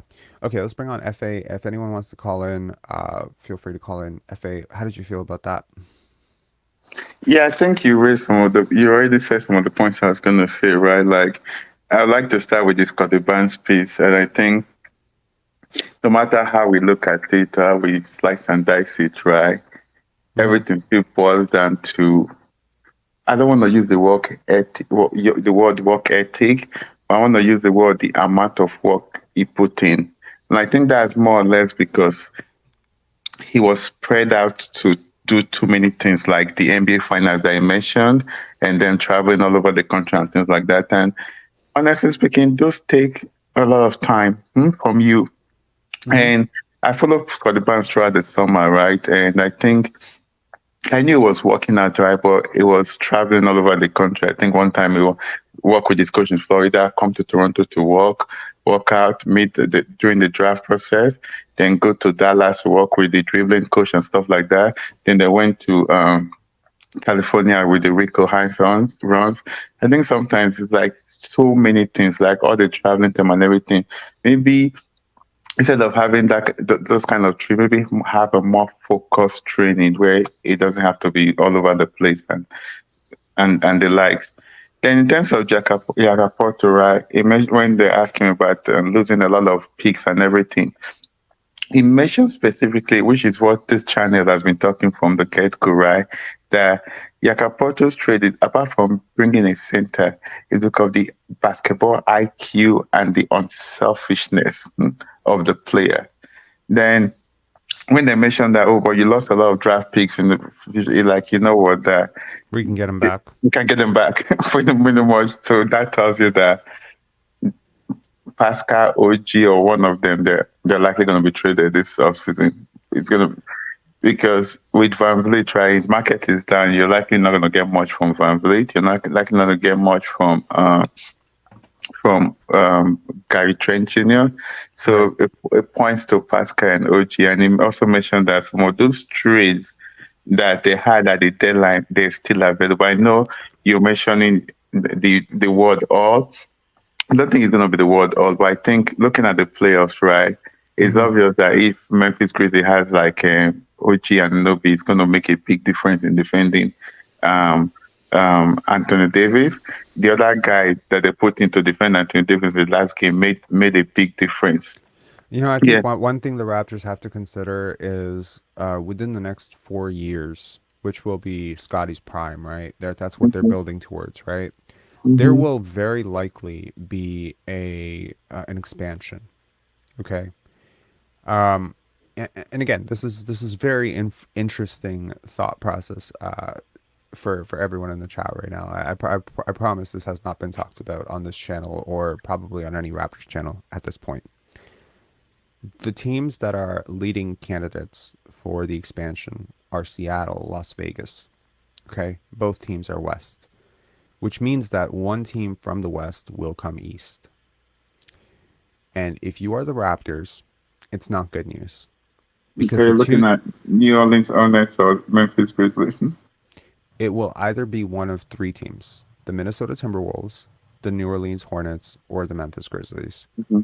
That's Anthony Davis, Zion Williamson, and John Morant. Welcome to the East. That just adds a complete powerhouse to the East. It adds 2 lottery teams to the West that will be expansion teams for the next, millennium. Okay, so that makes the East way stronger. Again, this is not. It might happen. It will happen in the next 5 years. There's too much money coming in. There's too much incentive to do this. Las Vegas is already building an arena. So the new CBA. But don't you think that if they did an expansion, it's going to be 2 teams, possibly one in the West and one in the East? It will not be one in the West and one in the East, because there's no market in the East that desperately Montreal. No, Montreal doesn't have a chance. I don't think Montreal and like the only thing that you would even look at is like something like London or Mexico City, but Mexico City would also be West. So like. Right? I mean, look, they're going to redraw the lines. Like, it doesn't make sense the way it is anyways. Like, some of this, you're not, like, I mean, Minnesota is just completely by itself. It's the closest to Chicago. Like, why the hell is it there? right? It's close to Indiana, Chicago, etc. So that has never made sense. Minnesota's flight schedule has always been a comparative disadvantage for that team relative to teams like Sacramento, LA, Golden State. They're all so bunched together. Um, But quick extending question: Minnesota is on mountain. Is it mountain time or central time? Minnesota, It's on central time. It's on central time. it's Central Time. Okay, so okay. Yeah. So like I think it just makes sense for Memphis. Honestly, Memphis. But if you're the Raptors, this is the worst team you want to come over because they're so well managed. Like look at their roster. It's like the entire roster from 1 through 12 is like really great NBA guys, and they have an all-star, superstar in Ja Morant. So, I don't know. I'm looking at this from the perspective of long term, you need to plan for a team to come in and be like one of the top 3 teams, and you're just getting a new one. This is like Boston going west or something. So yeah, it's and again, the teams in the West, like Denver, will have a chance to beat 2 expansion teams every single year. This is going to be a very big shift, and the Raptors have to plan accordingly. I'm just gonna bring on Demille, KW Raptors fan, and Dan. Okay. You can add more people. Let's make it the forum. Yeah. Dan, Jamal, Dan. Hey, How are y'all guys. doing? Hey guys. Hello. Hello. Demille, you've been a long time follower, but never called in. How are you doing? Nice to put a I'm face. doing great. Thank you. I've always loved your content. Thank you so much, man. I just love to hear them. It's my chore time content. I put it on my headphones and do like household chores. That's really funny. That it's hilarious to hear like when people listen to Pinsire basketball, because some people say it's when they're chores. Some people say it's when they're trying to sleep. And I was just like, man, if I ever had a conversation with the dudes over at the Ringer, I would be saying the same thing to them. So that's really cool. Thank you so much for joining in, Jamal. How are you? Good, guys.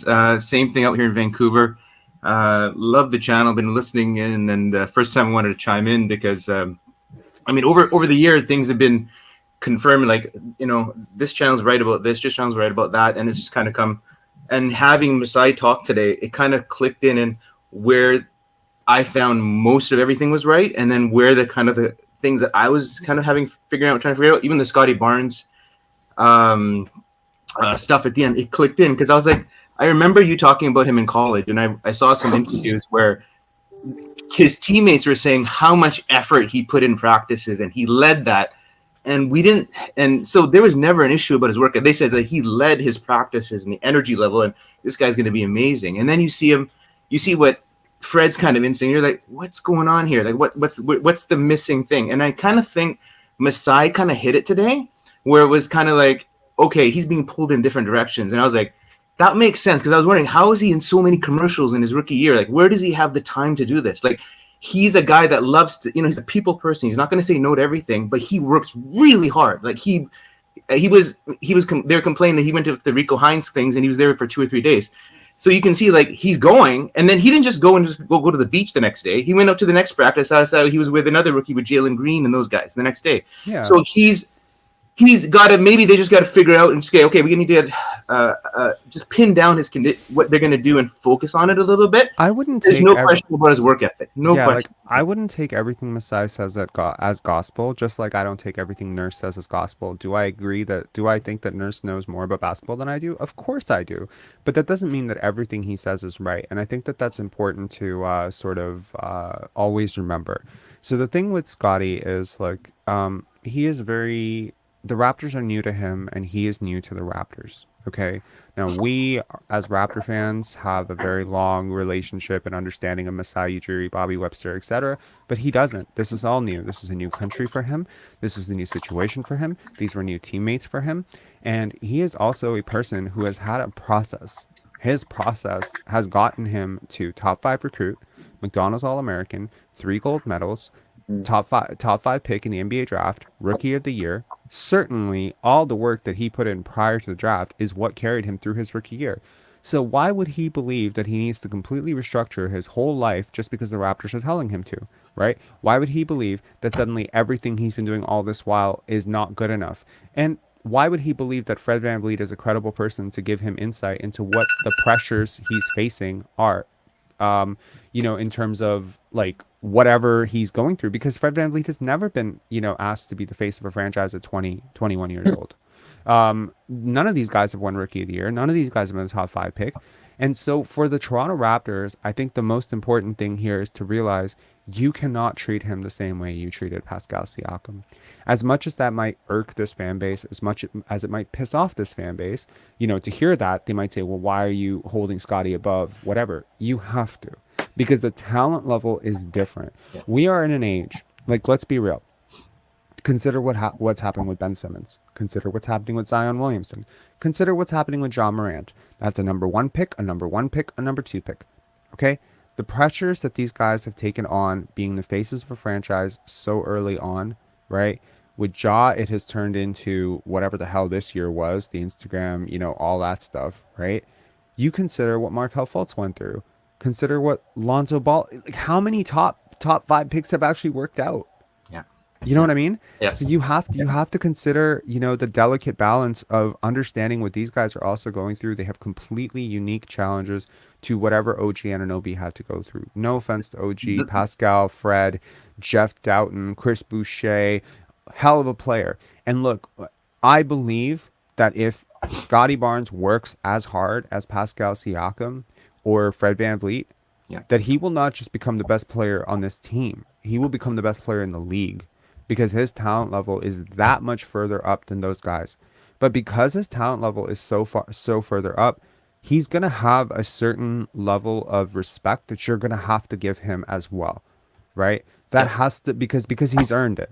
He has earned it. Whether people agree with that or not, people, like, I think a lot of people in the Toronto media have treated him, or wanted to treat him, like the prospect they thought he was, because they were misinformed about him coming in, and they wanted to believe, he's got to earn his stripes. He's got to listen to Fred. Fred's a champion. Who the hell is he? He's a top 5 pick. He's a fucking McDonald's All-American. He's a 2-time gold medalist, and he is a person who has worked very goddamn hard at becoming those things. I mean, he didn't get there by accident. How many, and people take for granted, like, to anyone out there, look at the high school class rankings every single year for the last 20 years. Just go and look at those and find how many guys who were ranked top 10 in those classes either never made the league, never got drafted, or ended up in Europe, ended up in the G League. No, it happens. Trust me. It takes a very special type of human being to go from where Scottie started to where Scottie is today. And you cannot discount all of that to fluke luck. You cannot say it's always because he's bigger than everybody. He has shown consistent growth. He warrants a level of trust from this front office. And it's just like, you made some concessions for Kawhi Leonard. I'm pretty sure Kawhi Leonard got some special freaking treatment from this front office that DeMar DeRozan never even dreamed of getting. He got Rookie of the Year. I mean, there's a certain respect. I know we come from a Canadian market. I can see it like from a Canadian lens. It's like when someone was Rookie of the Year, he's the man. Like, he's the guy that's coming in. I'm sorry to say, but Fred VanVleet, Siakam, they're not even DeMar DeRozan, Lowry level. I love them as players. I love them where they've been in.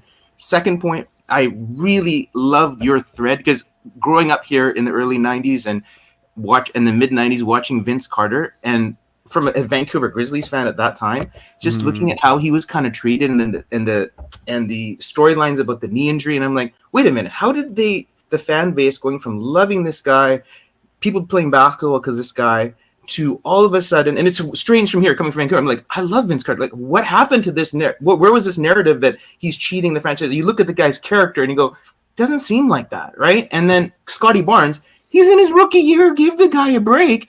You're worried about his training. What you just said hits everything. Is like, he improved from this to this, from college to this. Yeah. Why are the storylines going this way? You have to question the narrative, and that's why I love the channel, right? Yeah, I think another thing that we could definitely say is that, you can also play devil's advocate and say, okay, did Vince achieve his potential, right? Or No. was he given too much? Was he given too much too soon? Would it have helped to have Butch Carter stay in place, a coach who held him to a higher standard, who forced him to actually defend, attack the basket? Or did it help him to have, the franchise basically bend over backwards because they were worried they were going to lose him, and then basically bow down to him? There is a balance. It has to be a partnership. At this day and age, it's no longer employment. There's too much player mobility for it to ever be that way. Again, You cannot have it. If Scottie Barnes decides right now, I want to trade, he can get traded. He will have his max extension. Everyone in this league would max him out per when he hits free agency. There's no more, like, oh my God, I got to please my bosses. He has friends who are in high places, in the league, obviously, who are telling him, like, this is what my franchise is doing for me. Why is your franchise not doing this for you? So I'm not saying bend over backwards and don't hold him accountable. You should absolutely hold him accountable. What I'm trying to say is have faith that he has shown you over and over again. This is a very egoless guy. He's not a prima donna. He's not someone who's going to mail it in on defense. How many top 5 picks come into college basketball and say, I'm cool with coming off the bench? How many guys? How many top 5 picks have you ever heard of that actually completed their entire season out academically? I was listening to Ben Simmons. He never went to a fucking class at LSU. Not one. He failed all his classes. Scottie did not just go to his classes. He did well in those classes, and he continued going to those classes after he declared for the NBA draft. This is a very special person when it comes to 20-year-olds. Rob, he didn't complain the whole. What I loved about what Scottie did, he has his advocates. He has a lot of the families. But the thing was, I love this year is that he sat there, and the body language sometimes wasn't good for sure. Did he say anything? Did he state anything? No. He stayed so quiet, and he played the longer game, and this is the way he is. This is what I like about him too, character-wise. Is like this is a guy that could have said a lot. Like there are rookies who absolutely. He could have said stuff all year long, and he just waited it out and said, you know what, I am the team guy. I'm going to show that, and I think OG's a little bit like that too. Yeah. And you need to look at his relationship with OG, his support for the younger players. You need to look at even the patience that he's shown with Fred VanVleet. No, look, Masai Ujiri saying no one complained last year about the body language between these two players. Masai Ujiri was not following me on Facebook. I literally complained every single day for an entire year about their body language because it was obvious to me that this was wrong. The way that Fred was talking to him, he was talking to him like he was Delano. And look, like I know when I'm saying it that people are going to have an issue with me saying it this way. They're going to be like, well, you're giving him too much. But you have to realize where we are, in society today. There is a certain expectation. Delano does not have a Google Pixel ad. He does not have his own Subway ad. He did not win Rookie of the Year. He was not a McDonald's All-American. You have to treat these guys a little bit differently. Absolutely. But that doesn't mean that you go the other way and you repeat the whole Vince saga all over again, right? You do have to hold him accountable. But my opinion is he has shown, like, you have to give a little bit more. And I think if you give a little bit more in terms of faith and respect, towards Scottie, I think you'll get a little bit more too with him. And it has to be a partnership, a joint partnership, which means that it's never too early to start asking him how he feels about his teammates. It's never too early to start asking him how he feels about stepping into more of a leadership position. In fact, giving him a leadership position because leaders should be selfless. And this idea that, you traded for Jakob because your biggest problem was selfishness. Your biggest problem is selfishness because you haven't given your most selfless player a freaking standing, room in the leadership pile. If you had done so, you would, if you elevate Jeff Doughton, one of the most selfless players on the team, OG Anunoby, one of the most selfless players on the team, and Scottie Barnes to a higher ranking within your team as opposed to Pascal, Fred, Gary, whatever, then you clearly have, like, you solve your problems internally. Now you don't need to actually trade multiple draft picks to get Jakob Poeltl to solve the issue because, and again, it's like, I get what the Raptors are doing. They don't want to give too much too soon. They don't want to become spoiled, big-headed. They don't want to shortcut his potential. I get all of that. But you can also go the other extreme and shortcut his potential. Anyways, I do want to give some other people a chance to talk. Oak Tree Man, what's up? What's up? I was going to give you a last thing. I think that's where we're headed this year is because why Nick Nurse is fired, where the direction is going is because I think the direction, if you're watching Masai, Scottie's the future. He didn't get enough, not just the leadership part, but he didn't get the ball. You saw what happened when he had the ball. Any other team that has a Rookie of the Year development, and Eric Mobley, and they take that little next step up.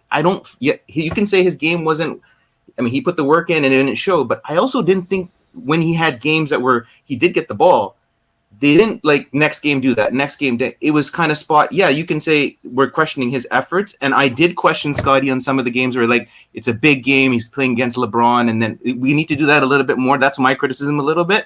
Right. But at the same time, give him the ball a little bit more too. And those things, he's the Rookie of the Year. We need his development is for is what the foundation of the franchise is. Anyway, thanks, Rob. I appreciate it. Pleasure. Yeah, I honestly believe like if Scotty had a 20 point per game type of season, Nick Nurse probably doesn't get fired. It's the compounding effect of whoever is the sirens. Can you please put yourself on mute? Thank you. Um, yeah, so I think it's the compounding effect of having a guy, struggle who you had a lot of hopes for, and the team struggle at the same time. That probably creates a compounding issue there. Anyway, Oak Tree Man, what'd you think of the conversation that Masai Ujiri just had with the press?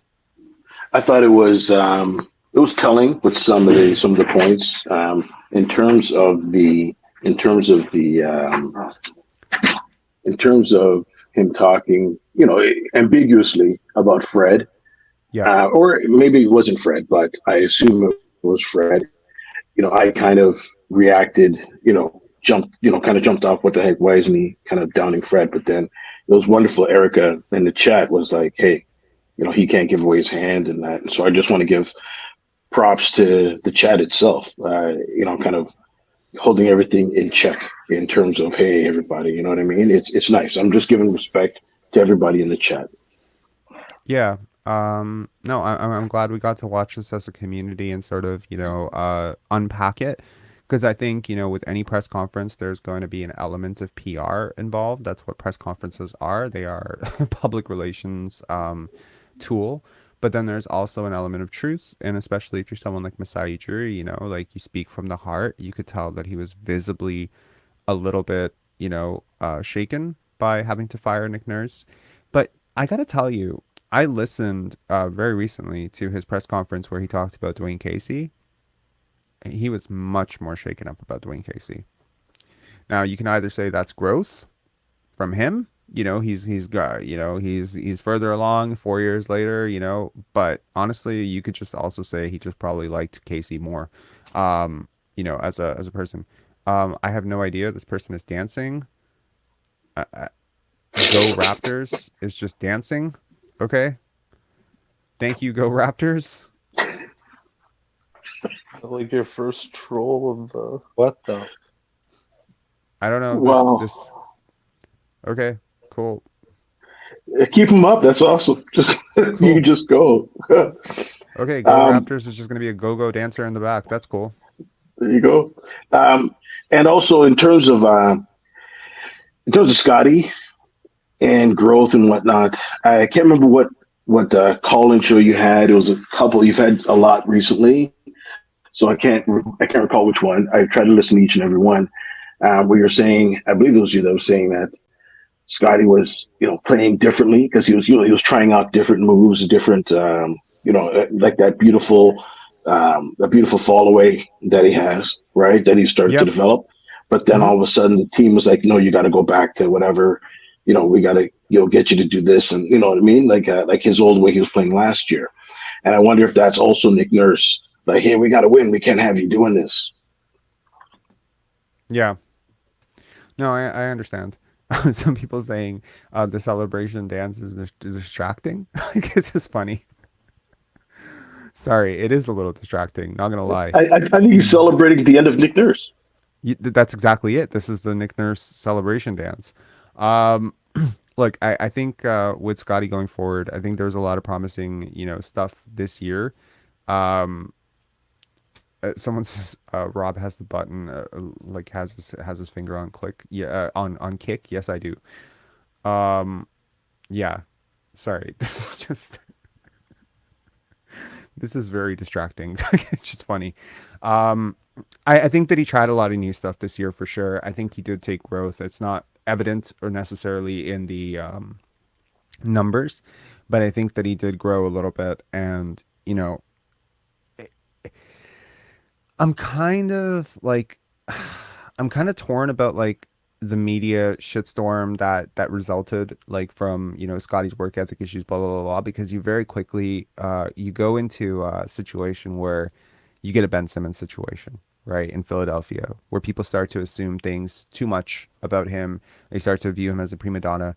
Look, Philadelphia and Toronto, people in Toronto may not want to hear this. We have a lot in common. These two cities are like twin cities in so many ways.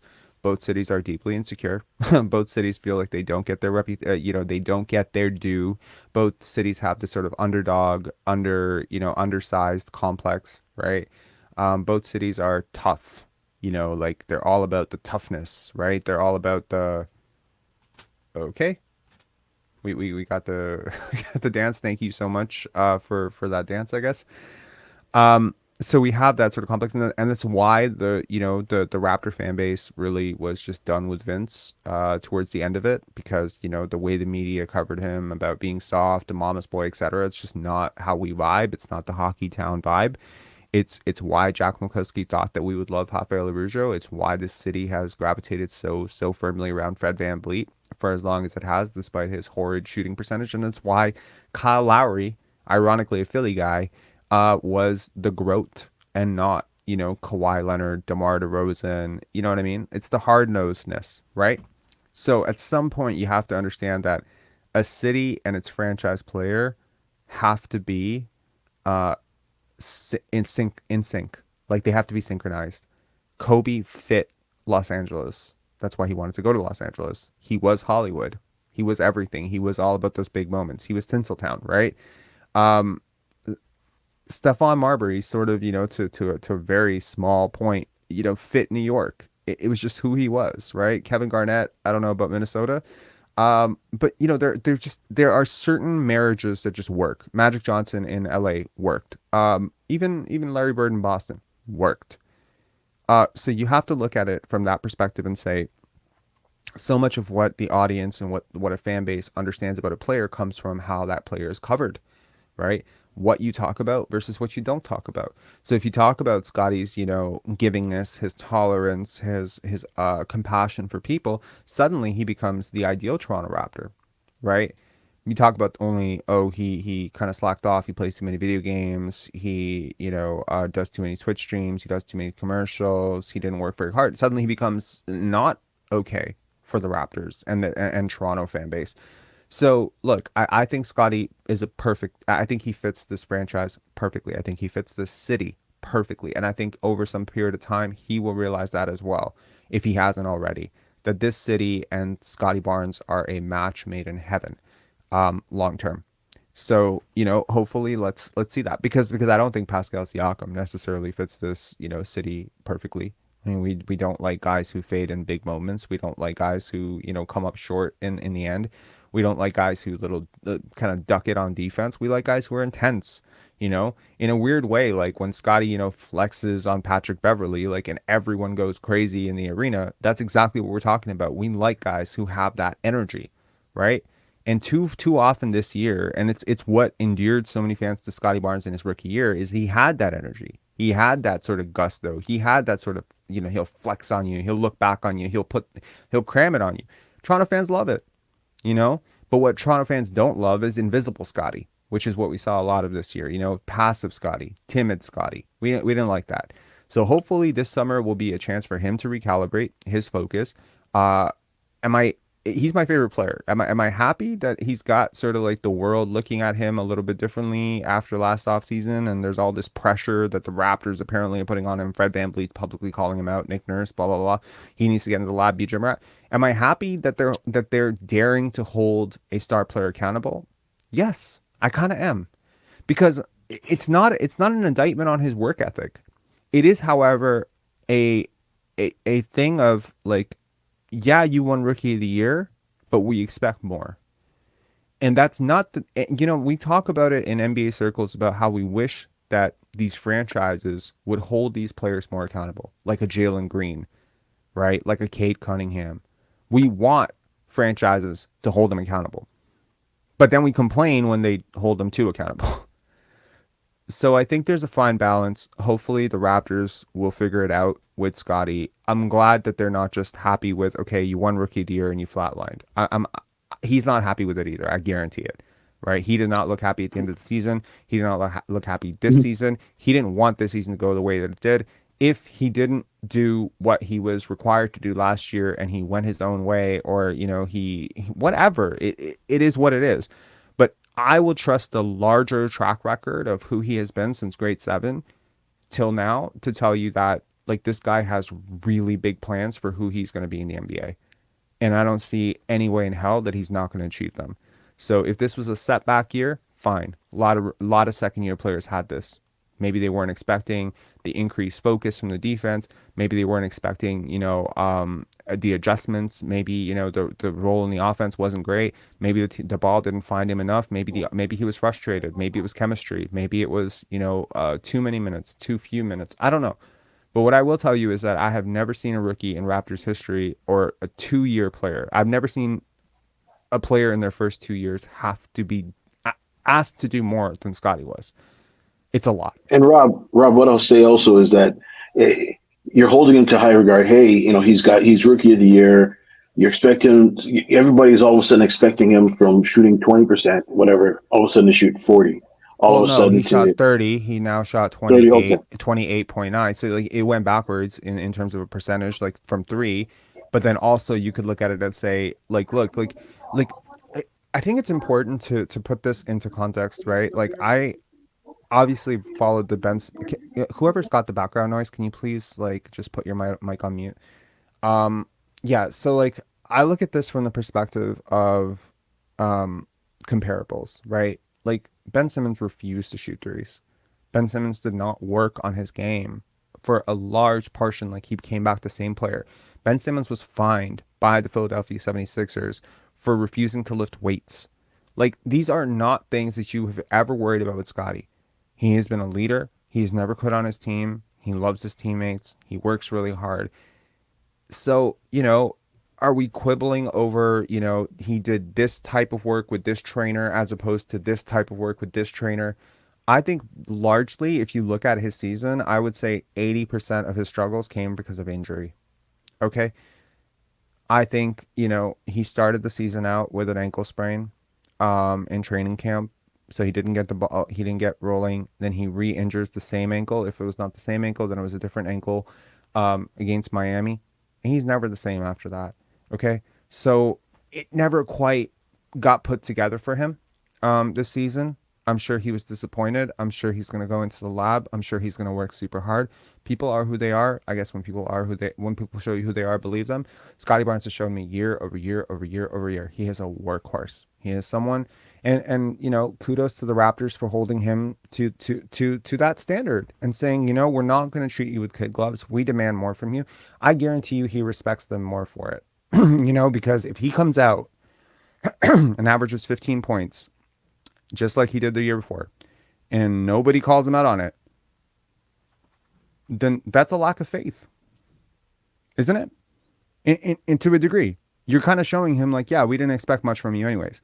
No, you're holding him to that in a weird way. Like, if Fred VanVleet is a better guy than I'm giving him credit for, and he's actually genuinely trying to push Scottie to be the best player he can be, which, let's consider that a 10% outcome, and Masai Ujiri is doing the same thing, then we all want the same thing.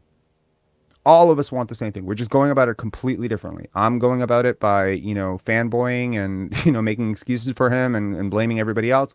They're going about it by, freezing him out of the offense and forcing him to be, to toughen up and maybe to grab the reins as well. How much better will he be in the long run having had to work for this? Do you know what I mean?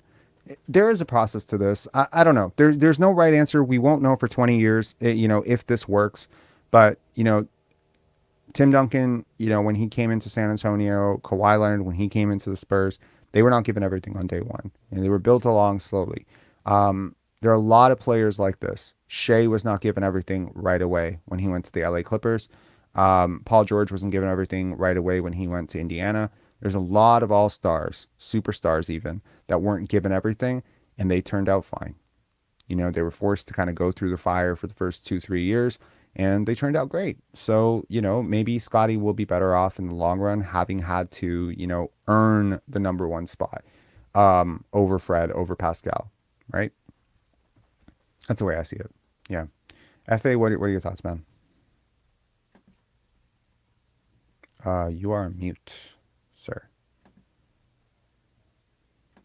Yeah, I think to the point you raised about Scottie, right? I think going back to Scottie again, I know he struggled for part of the season, right? And it was evident in how Masai started the press conference that the team, there was no fun. You're watching the game, you didn't see that fun, right? And most of it in the previous season, not the season that just passed, was from Scottie. The excitement, always jumping and happy, and everybody being happy for one another. But you can see Scottie's mannerism during the game, right, which you alluded to at the beginning, where he doesn't get the ball and he's frustrated and things like that. I think that whole when Scottie is happy, it lights up the room, and when they were not winning, as Masai said, I think that affected it, and the way it came out of the game, I think with the injuries too also affected the whole demeanor of the team. Yeah, exactly. Again, there's no one size fits all when it comes to development. You have to feel out the prospect. You have to get a read on what they need, right? I think this comment by James, I always thought Brown babied Embiid and Simmons slowing down their maturity process. God damn it. Yeah, man. Like, I mean, if you put Joel Embiid in San Antonio with Greg Popovich as a rookie, can you imagine how great he might have been? You just think about it. Just really think about it. Greg Popovich instead of Brett Brown. And I understand he comes from the same Greg Popovich coaching tree, but just think about it. That accountability factor of, fuck you. I know you're a top 3 pick, but I'm a 5-time, 4 or 5-time NBA, champion. You're not going to come in here. You're going to work hard. You're going to defend. You're not going to be a baby. You're not going to, dive at people's ankles. You're not going to whine about, being MVP. My God, like we would be so saved. As NBA fans, we would be saved from all of this bitching and crying over, the league is overlooking me for MVP bullshit, that we have to go through every fucking year with this guy.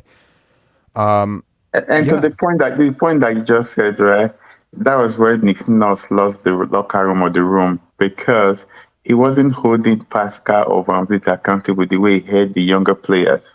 So I think that created some kind of division amongst the folks. Absolutely. Look, there are a lot of coaches out there who can yell at the young guys, who can yell at the G League guys or whatever, but they won't hold their stars accountable because they're afraid of their stars. Look, I think Pascal Siakam wants to be coached. I genuinely do. He hasn't always responded perfectly to it. Maybe he just needs someone that he can identify with. Maybe he needs somebody who can hold him to a higher standard that he believes in as well. And maybe this shift will be good for him and Fred as well. I think that's something that we have sort of ignored in this, is that they've had the same voice, same person telling them the same things for 10 years. Well, not 10 years, like 8 years, 7 years, however long they've been here. Coach Nurse has been their guy, right? Even with Casey, Coach Nurse was their guy. They were in the second unit. Coach, Nurse had a lot to do with that second unit. So look, these are his guys. He's been in their ear for 7 years. They've kind of learned a lot about basketball from him. And I'm very interested to hear what a new voice will say to these guys, right? Because I'm telling you, just from talking to people around the NBA, no one is as high on Siakam and Fred VanVleet as Nick Nurse was. Like, I don't know a single person in this world who had to pick right now, Scottie and Pascal as your offensive engines, or Fred all the time as your offensive engine would pick Fred. So I would be very shocked. If a new coach were to come in and kind of double down on the same shit, unless of course that new coach is Earl Watson or Rico Hines or someone like that. I don't think Rico. I think that's a good segue to my next question. From the assistant coaches, what do you think they're gonna bring back? I think hopefully, I think they asked Masai the same question. He said there's gonna be major changes. Well, however, they're gonna talk to some of the assistant coaches. I think there's a bit of a conflict of interest of having, Rico Hines on the bench. I think that's a really big conflict of interest, because he's basically Pascal's trainer. I understand that he's an NBA coach, but he's also Pascal's de facto trainer, and you just can't have that sort of relationship. Like in terms of favoritism, that would be like bringing Brian on, Scottie's trainer, and bringing him on and saying, okay, now he's an assistant coach.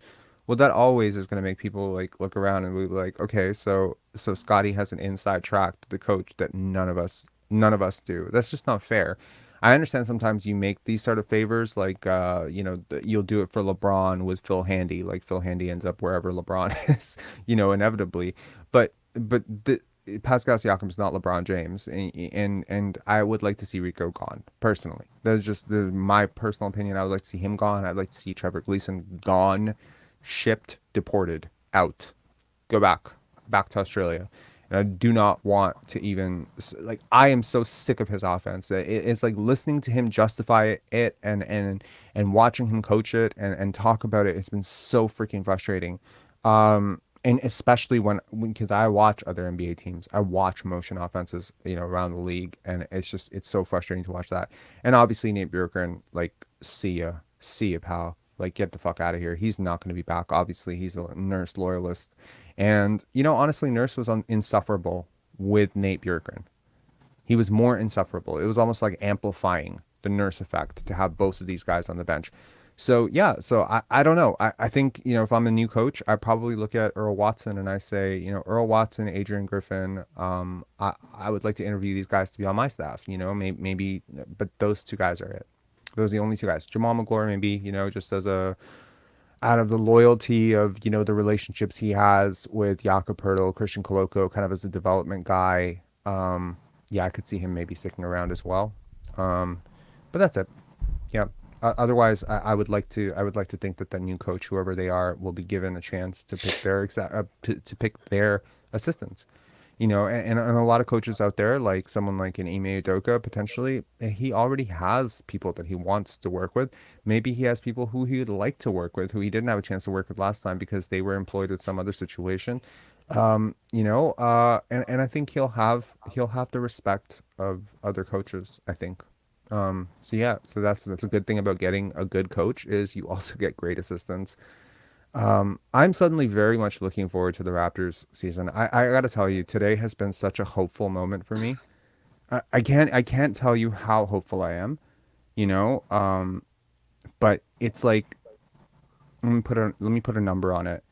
Let's say yesterday I went to sleep and my hope level for the Raptors was like 35%. It's like 85% today. 85%. That's how much a difference this makes. And, you might say that's too optimistic, Rob. It's too optimistic. But it's just largely my issue was how Nurse enabled what happened this year, his relationship with Gary, Scottie, and how that, and potentially OG, and how that could impact free agency, and how those guys, you remove him, you change so much about this team.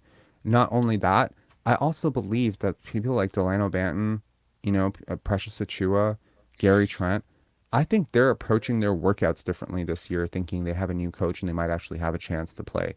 I think you'll see very quickly next year that we actually do have a bench, and that I was right all along. That guys like Delano Banton, Precious Achua, guys like this, should have been given a chance all along. Yeah. Yeah. Dan, what's up, man?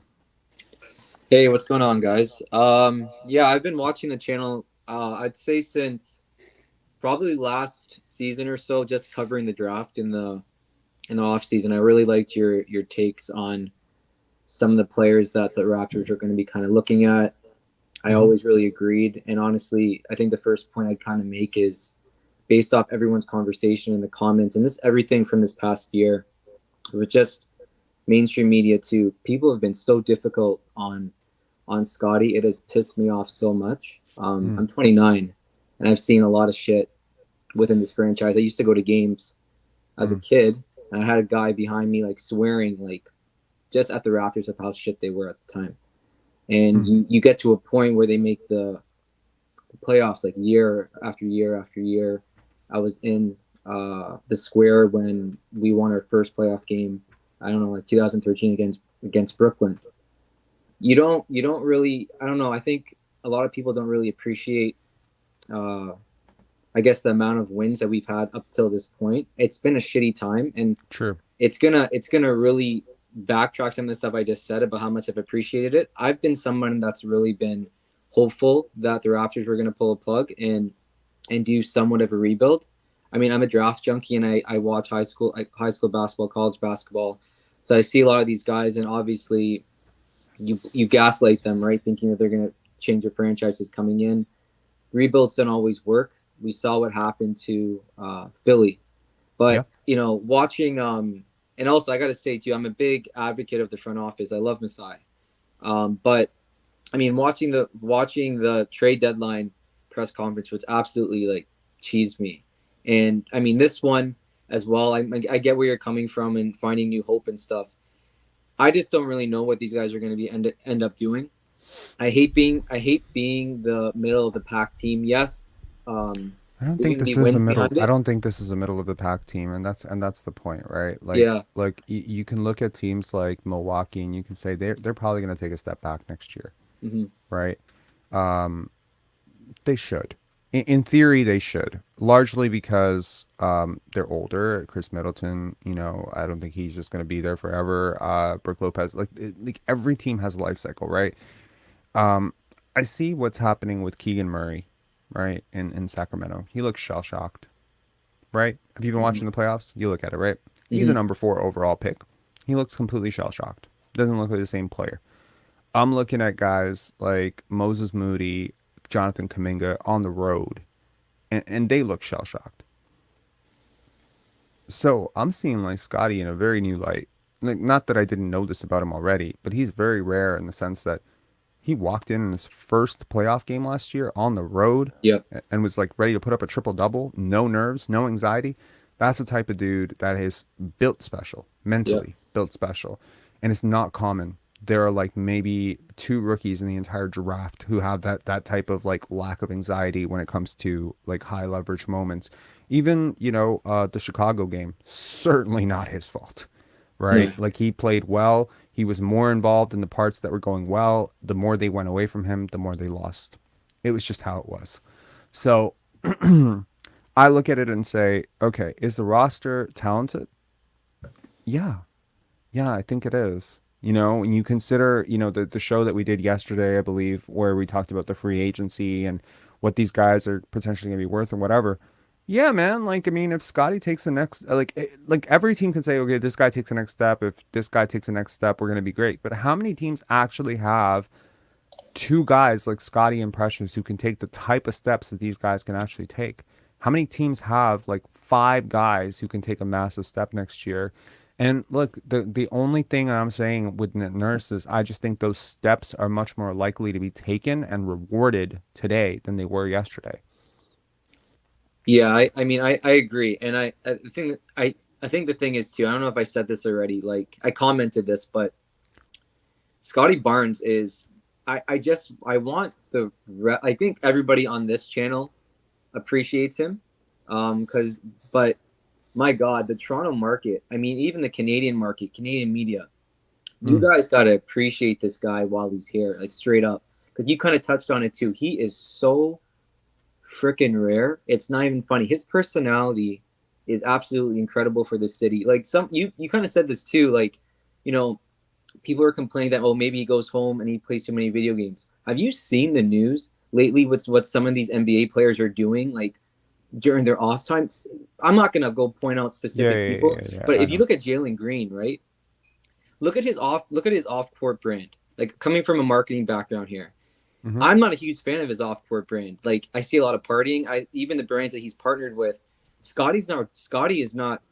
He's not doing that unless he's not posting that stuff on social media. But we got a fucking like good ass dude who's really spectacular at basketball, who could obviously potentially be a number 1 option on the only Canadian franchise in the NBA. People have got to appreciate this guy while he's here because, like you said, like I'm going to say this too. DeMar DeRozan was not DeMar DeRozan after 2 years. People are completely forgetting that. I saw DeMar DeRozan explode when Chris left, and I remember there was a game that he won. It was a buzzer beater, I think, against Orlando. Yep. That was when DeMar DeRozan was becoming DeMar DeRozan. I went to the Fan Access event when the Raptors were shit, and DeMar was I think he was a rookie with Sonny Weems. You guys got to give this guy young guns. Yeah, Amir Johnson, Sonny Weems, DeMar DeRozan. People have to give this kid, please give him a little bit of time, because I do not want to see this guy run out of the city. Because, like you said too, he's my favorite player. And when they drafted him, I watched the draft every year. I was out at a restaurant with my friends. I couldn't watch. I was just too stressed on who they were going to pick. Someone said Scottie Barnes. I'm like, I'm so fucking happy they didn't draft Suggs. Then I watched a video and I see Raptor fans complaining somewhere at some patio downtown about not drafting Suggs. Yeah, like, you guys are nuts. Yeah, right? I actually, I've shared this story, I think 3, 4 times on this channel, and I've shared it on another channel as well. And I've shared this with Brian as well, and I'm sure that Scottie's heard of this as well. But like the night that Scottie was supposed to be drafted, I'd been on a 2, 3 month, like media tour trying to, convert the Raptors fan base towards Scottie. Mhm. Facebook posts, guest appearances on other shows, and like trying to say like, yeah, this guy's really great. This guy's really great. If he's there at 4, you should look at him. So on the night of, I have a friend who would know, like he's plugged into the NBA, who texted me. He says it's going to be Suggs, and this was like 5 minutes before the pick, and I just went out to the balcony. I'm like, I'm not watching this. I'm not going to watch this. I refuse to watch this. We're going to pass up on a generational talent for a guy Mhm. who's absolutely going to bust. I cannot watch this. I can't believe that they did this. This is the most disappointing day of my life. Like I was very there. My parents died, by the way, and I was like, this is the most disappointing day of my life. I was so extreme about it. It was ridiculous. My girlfriend's like sitting there watching me have this meltdown. And then he texts me like literally 4 seconds before the pick. He's like, JK. Yeah. I ran back in just in time to hear his name and see him do the dance. And I almost did the dance with him because I was so happy. And, he's there with his mom and he's there with Jason and he's having that moment. And I was like, in that moment, it was like for months, I was like, it's going to be Scottie. It's going to be Scottie. It's going to be Scottie. And it got taken away for that for that 4 minutes. And I just refused. And then it kind of, it's always stuck with me. I've never been happier for the Raptors to draft someone than I was with Scottie. So I think he'll be fine. Years from now, we'll gloss over this year the same way people gloss over Jason Tatum's second year, the same way people gloss over a lot of second years. Exactly. Right? Exactly. And we'll rewrite the history because ultimately this is just part of the story. Look, bumpiness comes, when Kyle Lowry first came here. Not the GOAT. I tell you that, right? He was almost traded. People had issues with his conditioning. He was a playoff choker when he first went to the playoffs. Why is this, this really, really small player taking this layup and getting blocked? They can never win. And suddenly, everything is so kumbaya. The same thing with DeMar DeRozan, right? We've completely rewritten the entire history book on DeMar DeRozan, right? Every year, why does he take so many jump shots? He's never going to win. He's a playoff choker, blah, blah, blah, blah, blah. And then, it's like you trade him for Kawhi, he becomes a martyr, and now it's like, could we have won with DeMar? It's like, bro, like, why are you so delusional? Like, no, you couldn't have because, it's just not the same fucking caliber of player. Like, the gap between Kawhi and DeMar is like miles and miles in terms of defense and offensive impact. But people still want to say, like, I think Stephen A. Smith just said the other day that the Raptors could have won with DeMar DeRozan. We have a tendency to just gloss over and clean up the past a little too much. And I am someone who just likes to like journal about the past so that the past becomes frozen in time, because those who do not learn from their past are doomed to repeat it, right?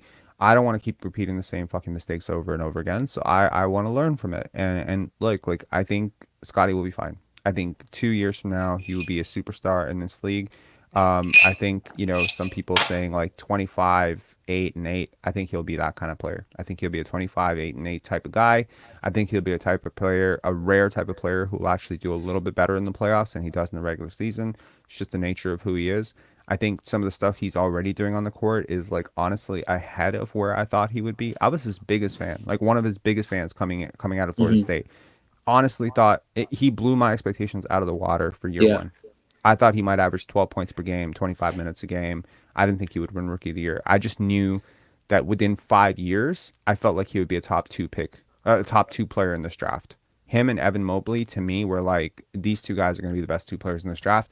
So I'm still on track for that. He's actually further ahead at this point than I thought he would be. Just to put that out there. And, this is coming from, someone who really believes in him.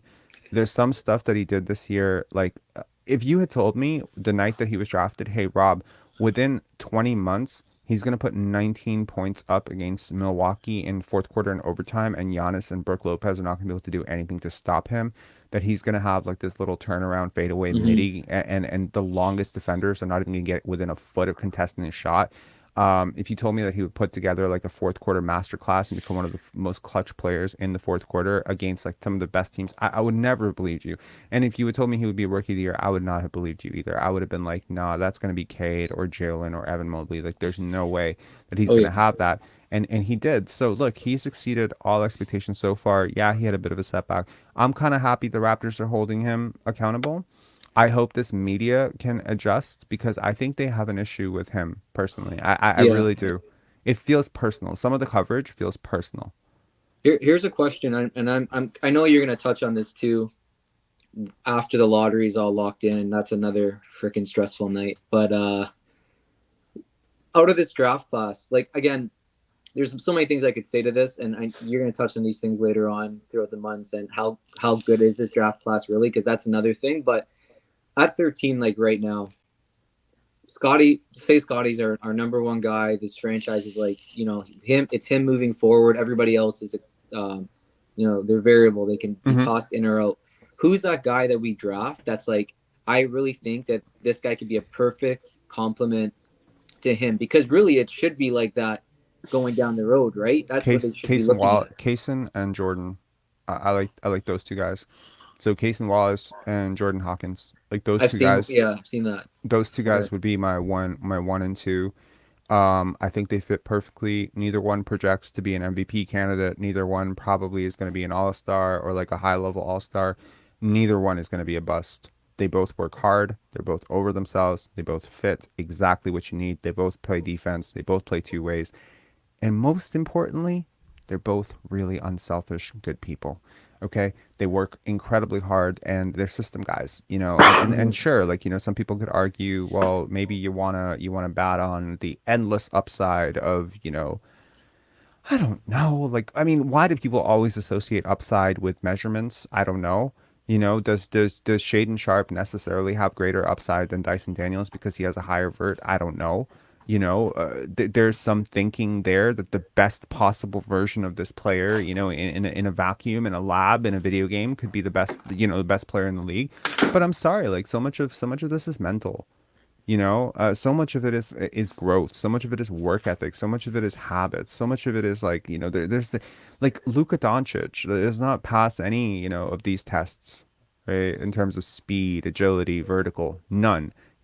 He is long. I'll give him that. He's big for his size. I'll give him that. And he is coordinated and strong. But that's it. Like, I mean, what advantages does he have physically that he's just mentally gifted? He's a gifted person. And he sees the game of basketball. I think like, when you see the work ethic of a guy like Kaysen Wallace or even Jordan Hawkins, like those two guys have a track record of, guarding, playing the right way, being unselfish, and I think they would be brilliant fits with Scottie. Yeah, I agree. I think there's going to be a lot of, I'm honestly really curious to see what they do at 13. Because if you had to pick right now, who would you pick? You're gonna hate me though when I say it, but I'm basing it off a couple games that I watched. I like Keontae George just because I've seen. Okay, so the only thing I'm gonna say is this: I hate when Stephen A. Smith says this, when he says box office, blah blah blah, and he's always tying it into players coming to New York. He's like, oh, they're box office, they have to be here.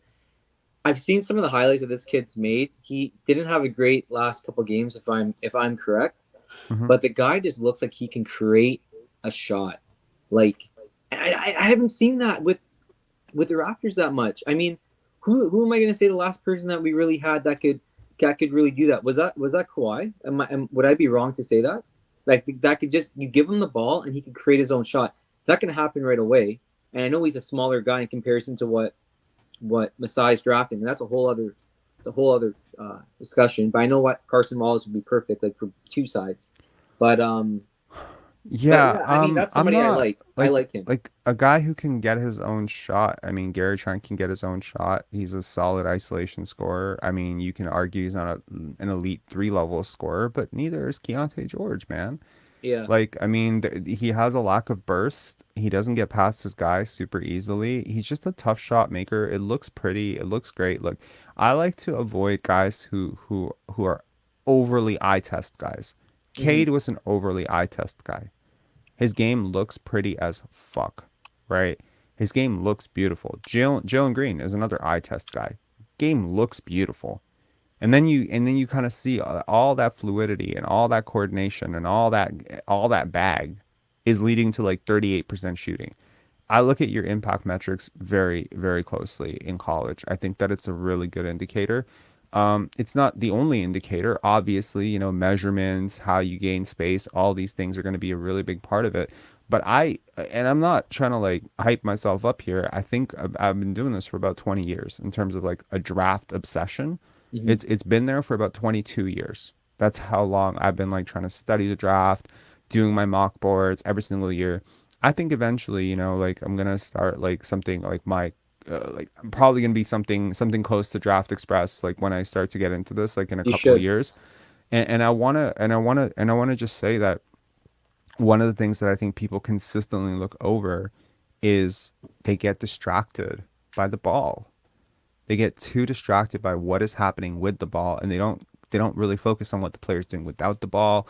They don't really focus on the interactions with the team, you know? And it's like sometimes you have like sort of a draft philosophy that keeps leading you to the same results. Consider the fact that Masai Ujiri, it's not Masai Ujiri. Consider this. Do you know that the same man who drafted Markel Fultz, drafted Andrea Bargnani and Ben Simmons first overall, all three of them? Can you imagine that? And he keeps making It's the same mistake 3 times. Yeah. How do you It's not learn from literally that? like, so how do you not see that?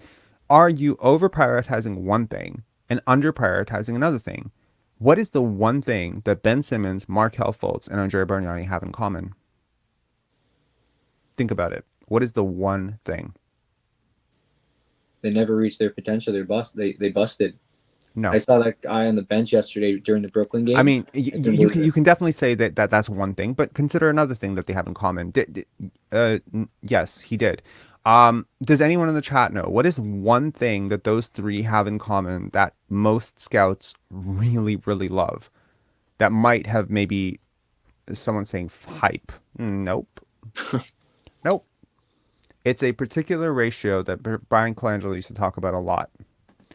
People just keep saying they're overhyped players. Okay, clearly people are not going to get this. No. So it was something that Brian Colangelo used to talk about, which was size to skill ratio. They were extremely skilled players for their size. If you look at Ben Simmons, he was a very, very big player for a point guard. You look at Andrea Bargnani, he was a very big player for a guy with his skill set. Like, and the same thing with Markel Fultz. He was considered a very big guard. He could shoot, he could pass, he could score on all 3 levels. He was like the most skilled player. And this obsession with skill can sometimes it can sort of like it can overshadow your understanding of will, effort. Like, were they diving for the loose balls? Did they love the game? Did you know what I mean? Because the writing was on the wall with at least 2 of those guys, right? In terms of how much they were actually impacting winning with their current clubs. I mean, with LSU, like, you could argue Ben Simmons quit on LSU. You could argue that he did not impact winning very much, despite his godly numbers. But the talent, the size to skill ratio, it was always so high, which you always pick him first. And it's like, how did someone like Danny Ainge see past that? How did he see past Lonzo's size and skill and Markel Fultz's size and skill and go towards Jason Tatum, who was less skilled than all those other 2 players? He had more size, but he was less skilled. How did he see it? How did he see Jason Tatum for what he would become as opposed to what he was at Duke? So I think that is just interesting to realize that, you know, draft philosophies can be very flawed. I look at Masai Ujiri and I'm like, does he care about wingspan too much? Does he care about hand size, wingspan, athleticism? Does he care about these things too much? And does he have like, I was really interested to hear that question posed to him of, can you teach anyone to shoot? You can't. No. You simply cannot. There are certain, and I'm glad that he said, you know, like, if your mechanics are right and stuff, yeah, like, yes, but like, you like genuinely cannot just teach anyone to shoot. But, you know, you look at someone like Delano Banton, he has become a much better shooter than he was at Nebraska. His development has gone better. Jeff Doughton's a better shooter than people realize, for sure. If Otto's back healthy next year, you know, I think this team is in a different position, for sure. Yeah. KW Raptor fans, we have not heard from you. Oh, hey. Hey, how's it Can you going? hear me okay? Yeah, Yeah. I hear you. Yeah, sorry. Just, anyways, sorry, I'm just trying to collect my thoughts. There's so much being talked about. Nick Nurse, first of all, I really hope this move incentivizes Fred to leave. I don't hear anything particular about that, but I do think, I don't know, I always associate those two together. Mm-hmm. Um, and again, I think without a guy like that empowering Fred to just do him, he might just want to leave. That's genuinely my hope that he walks away and we can just pay the other guys. Mm-hmm. Similarly, I would like to see, like, I don't want to see OG gone, sorry, but I do know he is probably our best asset if we make a, again, when I say big trade, I'm not saying, OG and Pascal for like a Kevin Durant type, but more or less, serviceable role players, 3 or 4 guys that work better with Scottie. I don't think you have like roster space for 3 or 4 guys. Not only do I not think that OG could net you that type of package for 4 guys, but yeah, like I don't think you Maybe have not like the 4 strongest specifically, but directive of trading him at this point. okay. Especially if he wants to stay. If he wants to stay, I think you keep him. I think Pascal could be the guy that you move, just because the fit with Scottie has never been seamless, even though they have like decent numbers on the court together. But if you're Yeah. keeping Pascal, you're keeping OG. There is no long-term future in which you can also keep Gary and Fred. It's just cap wise, it's impossible, right? Like beyond this year, sorry, beyond next year's.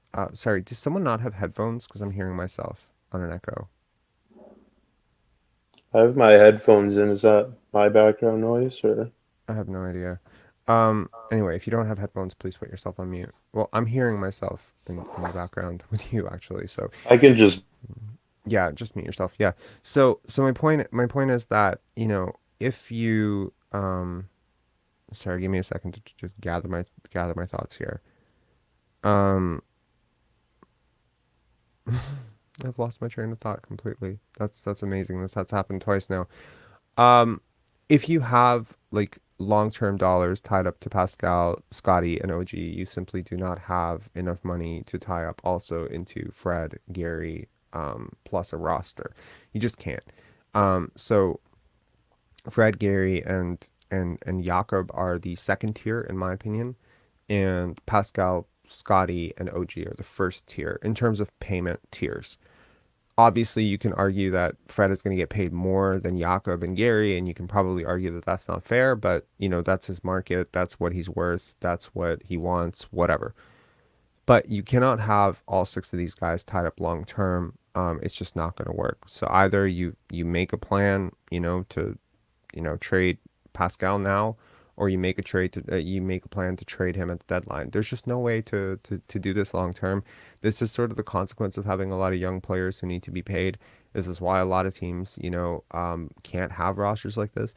And Masai said that his relationship with MLSE is great, but also like I don't think they're gonna okay, with the Leafs doing well right now, relatively well, I guess. I don't think they're gonna okay piling on, a luxury tax bill for a team that didn't even make the play-in, right? Because that's lost revenue for MLSE, right? And doubling down on this core with, this very shaky, undersized guard going into his 30s, like, there will be some pushback. And especially with fan sentiment shifting on him as well. Like, I think, you might be right. Like that the Fred Nick thing, I think it's more likely that Fred leaves now than it was before. Actually, no. Let me reverse that. I think it's less likely now. Because if management feels like this Nick plus Fred thing was a problem, well, you've just removed one half of that equation. So, I said it, I think, a week ago. If you remove Nick Nurse, I'm perfectly okay with Fred VanVleet coming back, provided the new coach does not have the exact same philosophy on Fred as the old coach did. So, if he can rein him in, if he can come in at a reasonable contract, like 25, 26 million, I think would be somewhat reasonable relative to his actual production and impact on the box score and stuff. Yeah, man. like, you know, you're a team that lacks shooting. You don't want to lose one of your better shooters. Like, but have a So coach what that can does actually hold him accountable and keep him from hijacking the offense, because he's literally done it 2 years in a row. and that's the thing. So what does it look like to you? Because I mean, there was a lot of stuff in the Bulls game early on when he was off ball, and he went off to a hot shooting start.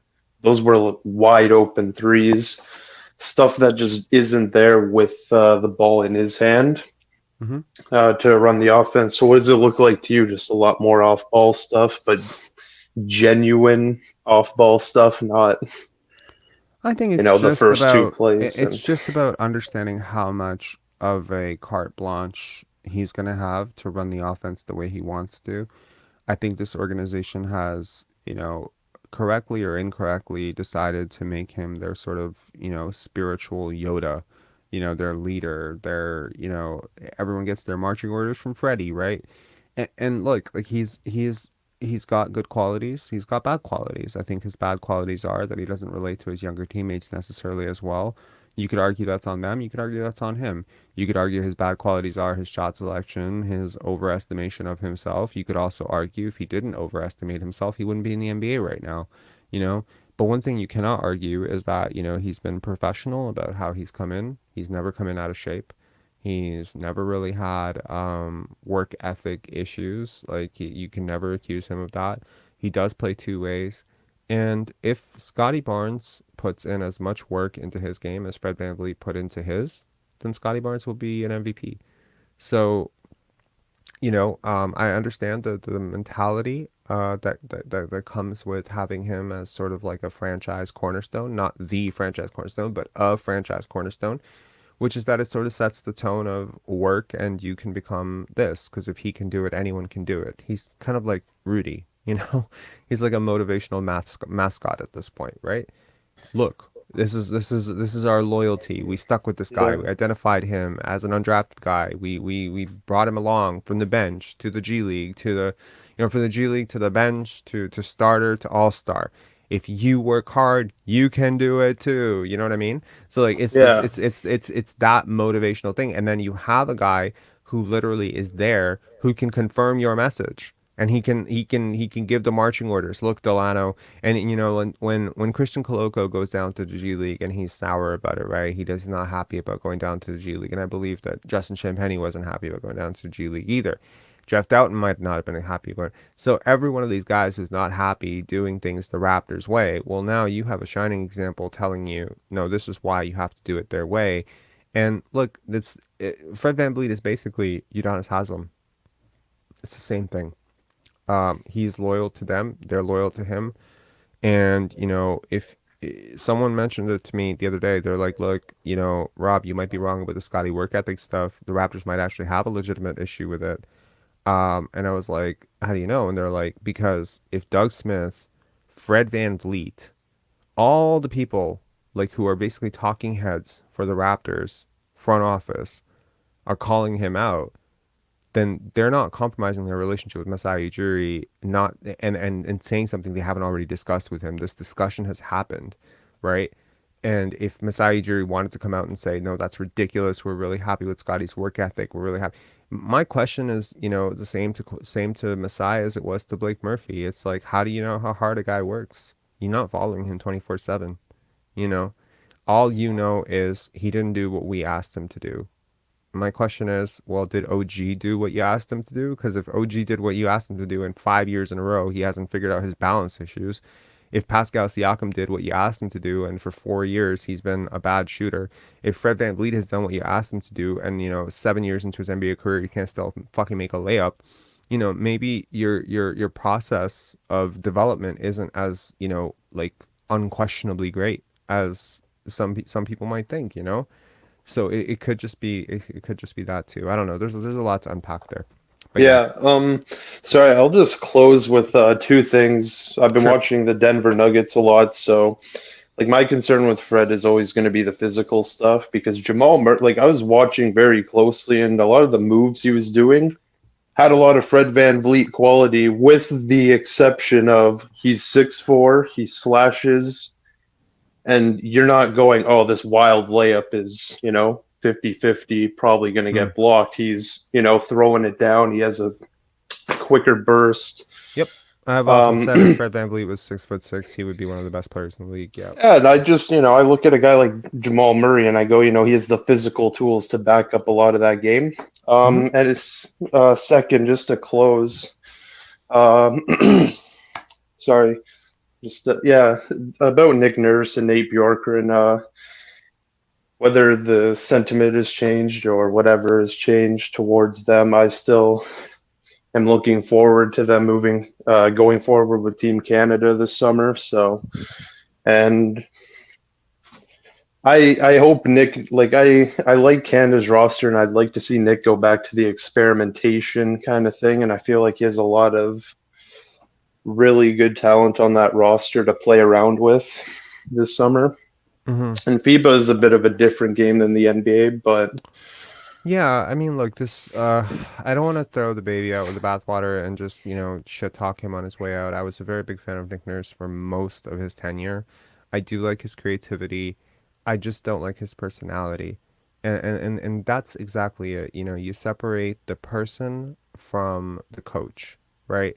And at some point, I think, people can be mesmerized by the coaching, but eventually it'll always come down to do I vibe with the person, and the personality seems to really shine when things go bad, when you start losing, because that's when the person needs to calm things down, and that's when the person needs to communicate some hard truths, and that's when the person needs to take responsibility, and that's when the coaching has to be put on the back burner, and the person, that you actually are is going to shine. And, in moments like that, guys like Dwayne Casey have held people together. And in moments like that, guys like Sam Mitchell have pulled everyone apart, right? It's the person. It always comes back to the person. So, yeah. Yeah. Anyways, KW Raptor fan, thanks a lot Yeah, for calling in, man. thanks. Appreciate it. Yeah. Yep. Thank you to everyone who called in. That was very interesting. I'm happy. I'm happy that this happened. I could tell you it was fairly predictable that it was going to happen, but it was not for granted. There was always going to be a chance that they could walk it back and, chalk it up to luck, chalk it up to, injuries, make whatever excuse. I'm glad they didn't do that. I'm glad they addressed at least one of the elephants in the room, which is that the vibe, chemistry, feel, and overall brand of basketball needs to be rethought. I do worry, of course, that they will not hold Fred VanVleet and Pascal Siakam accountable for their part in this, because they were definitely parts of this. But if they believe that these guys are genuinely good guys who maybe were misguided by the wrong coach, and they believe that a new coach can steer them in a good direction, well, then let us not forget that these are also two former All-Stars that we're talking about, and two very good players, and probably, under the strictest definition of, impact on winning, two of your four best players, easily. So I look forward to, hearing who will be the next coach. Obviously, I've already made my preferences clear. I hope it's Ime, but if it's not Ime, I just hope it's somebody who can understand this roster and maximize this roster, because I tell you, defensively, this roster has potential to be beastly, absolutely beastly. I think there's already a buy-in. I think the construction on this roster, it makes sense, from a defensive standpoint. There are very few teams. I look at a team like Sacramento, which is up 2-1 against Golden State Warriors. I look at a team like the Golden State Warriors. None of these teams have, comparably, the defenders that the Raptors do. In theory, again, a Jakob Hurtle, a Christian Koloko, a Precious Achua, Scottie Barnes, OG Anunoby, man, you have a depth of defenders. Pascal Siakam, Jeff Doughton, Fred VanVleet. When your worst defender is Gary Trent Jr. by a country mile, you've done pretty well for yourself, right? So I look forward to seeing who they're going to draft in the 13th overall pick. I really hope that they'll get a coach in line before that. Someone saying offense is better than defense. Adrian Griffin. Yeah, Adrian Griffin presents a very interesting thing, for me, because, he did have his master's in leadership, and he might be the type of guy who can, you know, hold people together, but I don't know if he's the type of person who will necessarily hold people as accountable. We have Tampa Raptors calling in. Tampa, what's up, man? Oh man, what's going on? How are you doing? What? I'm doing good, man. Your Checking. audio is a little bit muffled. Yo, I was just what's going on in Canada, man? What's I going heard, on in Canada? you guys fired me weakness. Sorry, your audio is I terrible. heard It's you guys fired weakness, man. What's you going sound on? like you're underwater. No, I'm not. I know you're not underwater. I'm saying you sound like you're taking a dip in the Atlantic Ocean right now. Yeah, you guys fired the coach, right? Yes, we did fire the coach. Well, I did not fire the coach. I had nothing to do with it. But the Raptors have fired Nick Nurse. Yes. So, a question for you. Is it a coach firing or is it like a whole like what did he say? Is the action is the goal, right? You know when the Lakers fired a coach, everybody knows that was just a coaching thing. They want somebody else, but when they want a team, when they fire a coach, they rebuilding or they going to tired different direction. So I'm what do you so guys sorry, Tampa man. I'm so sorry. I can't hear a word you're saying. I apologize. I don't want to be rude. You're definitely one of my favorite callers, but I can't hear a word you're saying, and I'm not getting the point to your question. So if you want to type it into the chat, I'll happily answer it, man. Cheers. Sorry, man. Yeah, sorry about that, guys. The audio was just terrible on that. And apologies to Tampa Raptors, of course. Longtime supporter of this channel. But yeah, I couldn't hear what you're saying, man. Um, yeah. Yeah, someone says I can't hear shit. Uh, that's funny. Yeah. Anyways, so I'm looking forward to what this team does next. I'm really looking forward to free agency and the draft process. And yeah, I'm suddenly a hopeful Raptors fan. And yeah, there's a part of me that feels a little bit vindicated. It would have been very weird to hear, him come out and say we've extended Nick Nurse. We love the brand of basketball. It's perfect. It's exactly what, we wanted to see every single year. Um, you know, that would be crazy. So anyways, I feel a little bit happy that at least one of the major issues is out of the way. I hope that the contracts, if they do renew them, will not be the type of contracts that you're going to have to, um, move off of picks in the future to get rid of. Because that's my big worry, is that MLSE is not going to commit to being a tax team, and that if you sign these guys, impulsively right now, thinking, oh, we'll trade them later, they may not have the type of value to other teams that they have to use. So that's my big concern. Anyways, big shout out to Queensway Automotive Group for sponsoring this channel. If you need a car, if you're looking to sell one, buy one, learn about them, check the affiliate link in the description below. Also, to those of you who don't know, I started a film festival in 2017, the Pendance Film Festival. It is live May 12th to 14th. Come and meet your favorite Raptors content creator on the red carpet or in the theater for, cool cinema. And the link is in the description below. The program, for the films that are actually screening will be up tomorrow on the website. So you'll probably hear about that. My Scottie video, which is was due out today, needs to be adjusted now that we fired the coach. So I will definitely adjust that. And yeah, I'll hopefully have that out on Monday. It's a good video. It's a really good video. It's like a video essay. It's not just me rambling. Like I actually scripted it out. I thought it out, It's kind of a summation of Scottie's full season.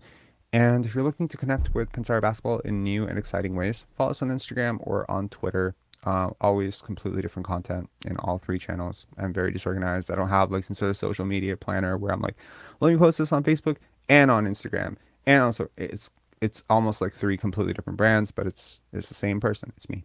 Anyways, take care, guys. And if you haven't hit subscribe, please hit subscribe. We recently crossed 5,025 subscribers, looking to get our asses up to 10,000 subscribers by the end of the year. Can you get us there? That would be great. Maybe by the start of the season. That would be great too. Look forward to more draft content very soon. I'm waiting to see kind of like where the draft Raptors land.